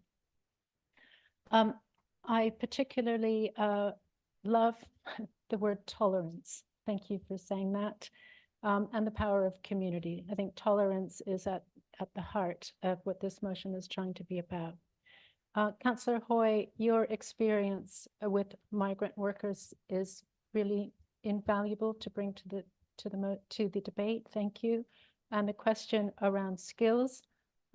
Just to take one example, I know that in our health scrutiny work, what we've heard from Anglia Ruskin University about their work on nurse training has been so important to develop the profession in this country. But international collaboration is also needed to retain a standard of excellence. We aren't a big country, we're a medium-sized country, I think. And I think the university would say that excellence is only going to be achieved by a much bigger community of challenge and test and ideas and exchange. It's a little bit a sign of the times that I felt this motion was needed. It's about attitudes and it's about beginning again, and I wasn't actually sure how to frame it and where to begin my speech.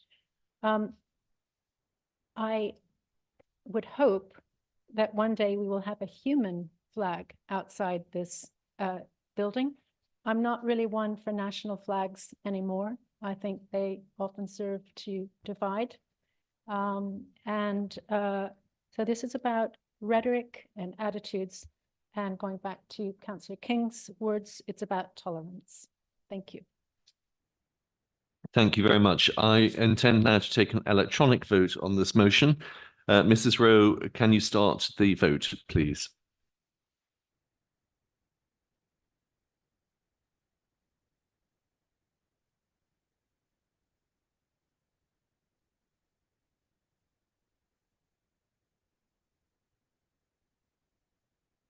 Apologies, it's clearly tired and we will restart it.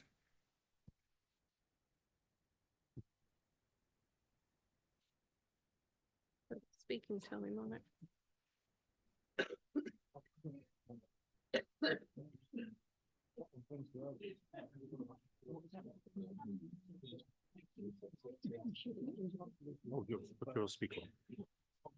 Oh, is that still on?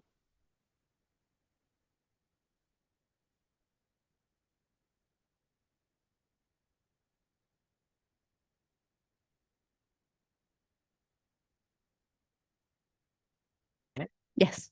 Thank you, voting.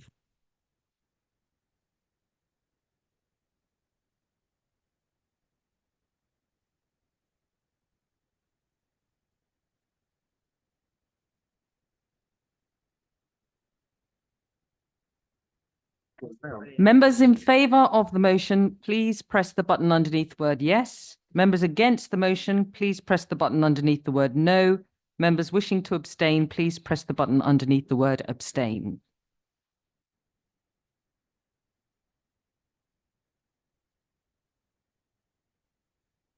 I'm now closing the vote.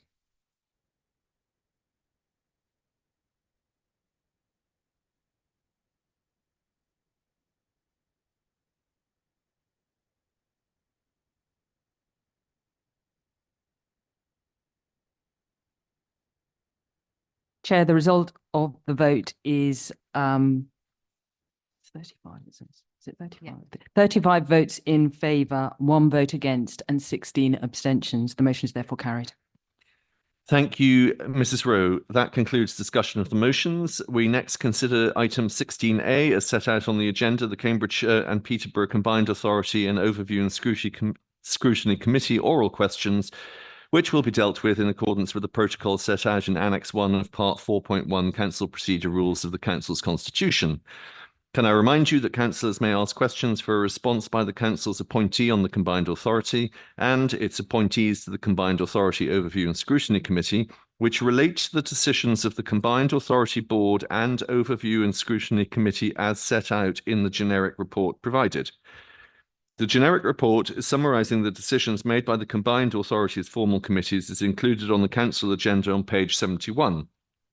Can you please raise your hand if you wish to ask a question of Councillor Netzinger, the council's appointee on the board?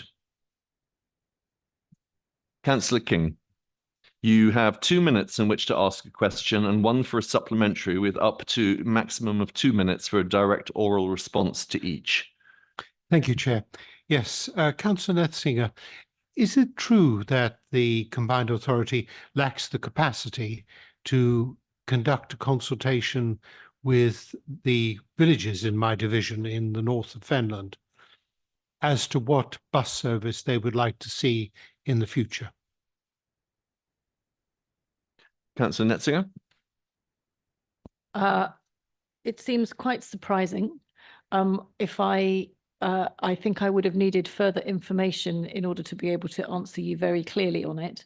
What I will say about the consultation on bus services is that there was a consultation that was carried out and available to members and residents and all across Cambridgeshire much earlier in the year, around January, that anybody could have contributed to. So I believe that consultation was carried out. Whether there is a capacity issue, I would need to find out, and if Councillor King would like to write to me, I'm happy to investigate. Thank you, Councillor Netzinger. Councillor King, do you have a supplementary, or are you happy that Councillor Netzinger writes to you? I do have a supplementary, Chair. Thank you very much. And thank you for that response, Councillor Netzinger. Very happy to write to you, but I'd like to follow this up with a further question as to, would you be willing to support further discussions with the parishes, particularly in my division, but not uniquely to in my division, in terms of asking them what bus services they would like to see in the future? Thank you. Thank you, Councillor Netzinger. I'd be very happy to come and visit the parishes in your division to discuss bus services and many other issues. If you would like to invite me, I will be delighted to attend. Thank you, Chair. Thank you very much. Councillor French. Thank you, Chairman. For information, I attended a meeting subbing for Councillor Bowden at the strategy of the Combined Authority last week, and I asked that very question: why were the towns and villages not consulted? And I was informed by the Mayor that it would be up to the person who sat on the Transport Committee at Fenland to deal with that, because they didn't have capacity. We have not been consulted, the towns have not been consulted, and neither have the rural. And that was made crystal clear at the meeting, at the strategy meeting last week. Councillor French, that's not per se a question. So given that I don't think... Question to the leader. Can you confirm that, Lucy, you were at the meeting? Thank you. Councillor Netzinger. I refer to my previous answer that my understanding is that there was an ability for any individual or organisation to contribute to a consultation which was carried out in January and February. Councillor French, you've got a supplementary? No, my understanding and my interpretation is totally different. Okay. Councillor, who's next? Did you have a Councillor Count? Did you have a question? No, don't. So I don't want to make trouble where there isn't any. Anybody else got a question for Councillor Netzinger as the council's appointee on the board? No, marvellous. In which case, can you please raise your hand if you wish to ask a question of Councillors Bradnam and or Goldsack, the council's appointees on the Overview and Scrutiny Committee? Again, you will have 2 minutes in which to ask a question and one for a supplementary, with up to a maximum of 2 minutes for a direct oral response to each. Anyone? No? Oh, okay. Councillor King. Yes, Chair, I'm going to make the same request to Councillor Bradham and Councillor Goldsack that I made to Councillor Netzinger in their capacity on the Overview and Scrutiny Committee. Will they do all they can to ensure that the parishes in my division and other parishes are properly consulted as to what bus services they wish in the future? Thank you. Thank you, Councillor King. Councillor Bradnam, would you like to go first? Thank you, Chair. Yes. It's absolutely, we make sure that we are accountable to the people who we're providing services to. But it's my understanding that is within the power of the Combined Authority to conduct their consultation processes as they see fit. We hold them to account about that. And yes, of course, I will ask that they take into account the views of the residents of your parish, in the same way that I will ask them to take account of the views of the residents in my parish and any others. Thank you. Thank you. Councillor Goldsack. Yes. Splendid. Any other questions for Councillors Bradnam and or Goldsack? Thank you, Chair. Oh, sorry, Councillor King. Did you want to supplement? I was just saying thank you, and I was just going to add that Councillor Goldsack's answer must count as the shortest of the day. Yes, commendably brief. Haven't had the opportunity to say that so far today. So we move on to written questions. No questions were notified by the deadline, and that therefore concludes the business on the agenda for today. Can I thank members for their contributions and wish you a safe journey home? Thank you, Chair.